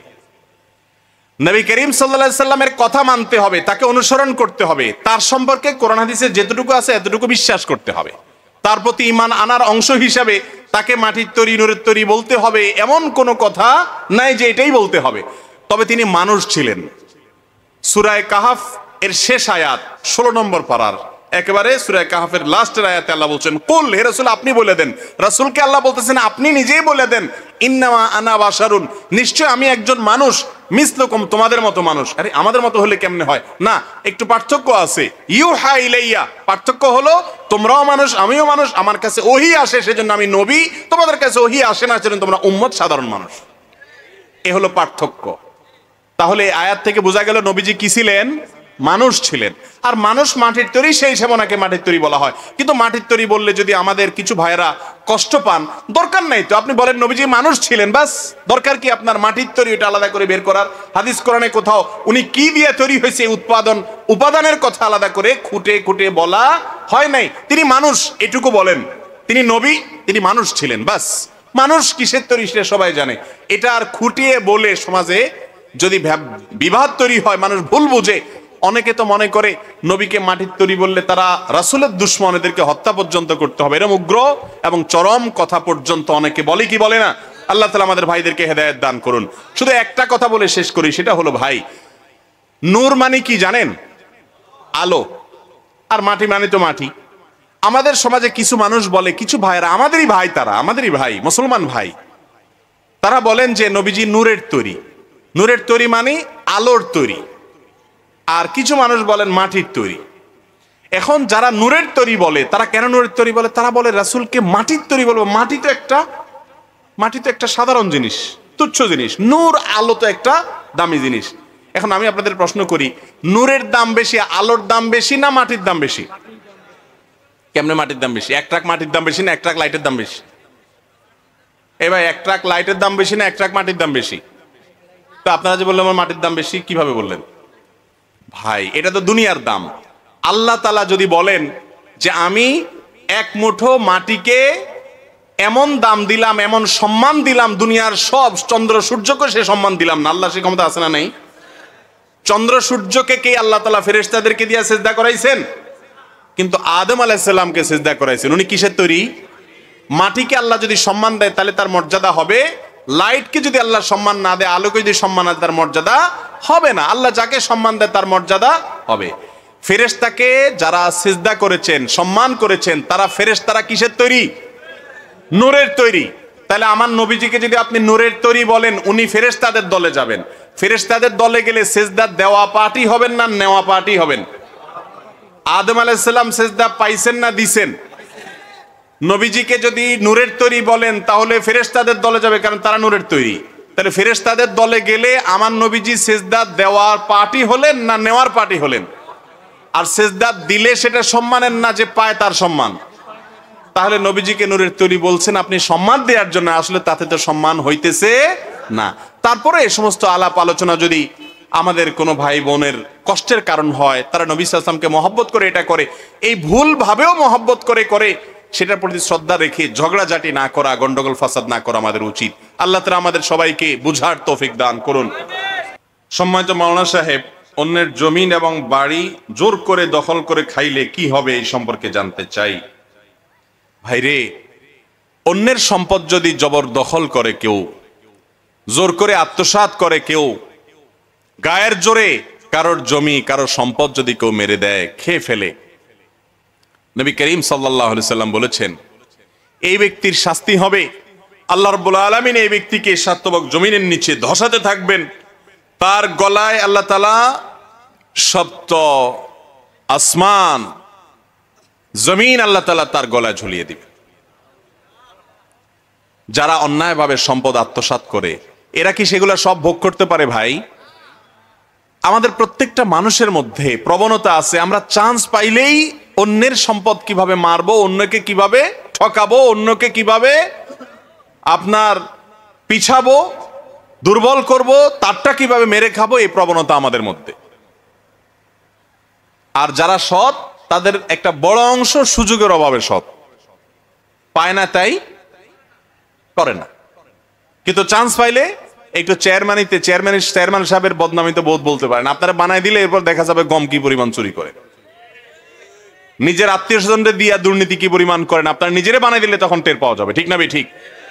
ভাইরা আমার, অন্যের সম্পদ আত্মসাৎ করাকে আল্লাহ রাব্বুল আলামিন শুধু হারাম করেছেন তা নয়, এর শাস্তি হবে কিরকম সেই পদ্ধতিও নবী করিম সাল্লাল্লাহু আলাইহি সাল্লাম বলে দিয়েছেন। যারা হারামখোর, হারাম কামাই করে, এরা হারাম কামাই করে এগুলা নিজে ভোগ করতে পারে না। এগুলা কে ভোগ করে ভাই? ছেলে মেয়েরা, আত্মীয় স্বজনরা। ঠিক না ঠিক? কিয়ামতের দিন আল্লাহর কাছে কি ছেলে মেয়েরা জবাবদিহি করবে, না সে হারাম করে জবাবদিহি করবে? তার চাইতে বোকা নির্বোধ কে হতে পারে যে অন্যায় করে সম্পদ কামাই করে ভোগ করে আরেকজনে জবাব দেওয়া লাগে তার? এর চেয়ে বোকা আর কেউ হতে পারে? ভাইরা আমার, আল্লাহর ওয়াস্তে হারাম থেকে সরে আসেন। গ্রামে শহরে সর্বত্র আজ এই রোগের ছড়াছড়ি আমাদের মধ্যে, কারণ আমরা নামে মুসলমান, আমরা আসলে আল্লাহর গোলামি, আল্লাহর আবদিয়ত স্বীকার করি নাই, আল্লাহর আদেশ নিষেধের সামনে সারেন্ডার করি নাই। আমরা নামে মুসলমান, পয়সা রোজগার এগুলা 2 নম্বর পথে সব ঠিকঠাক থাকবে, আর উপর দিয়ে একটু মুসলমানের প্রলেপ লাগাই দিব, এটা কখনো অরিজিনাল মুসলমান হতে পারে? আল্লাহ তাআলা আমাদেরকে বুঝার তৌফিক দান করুন।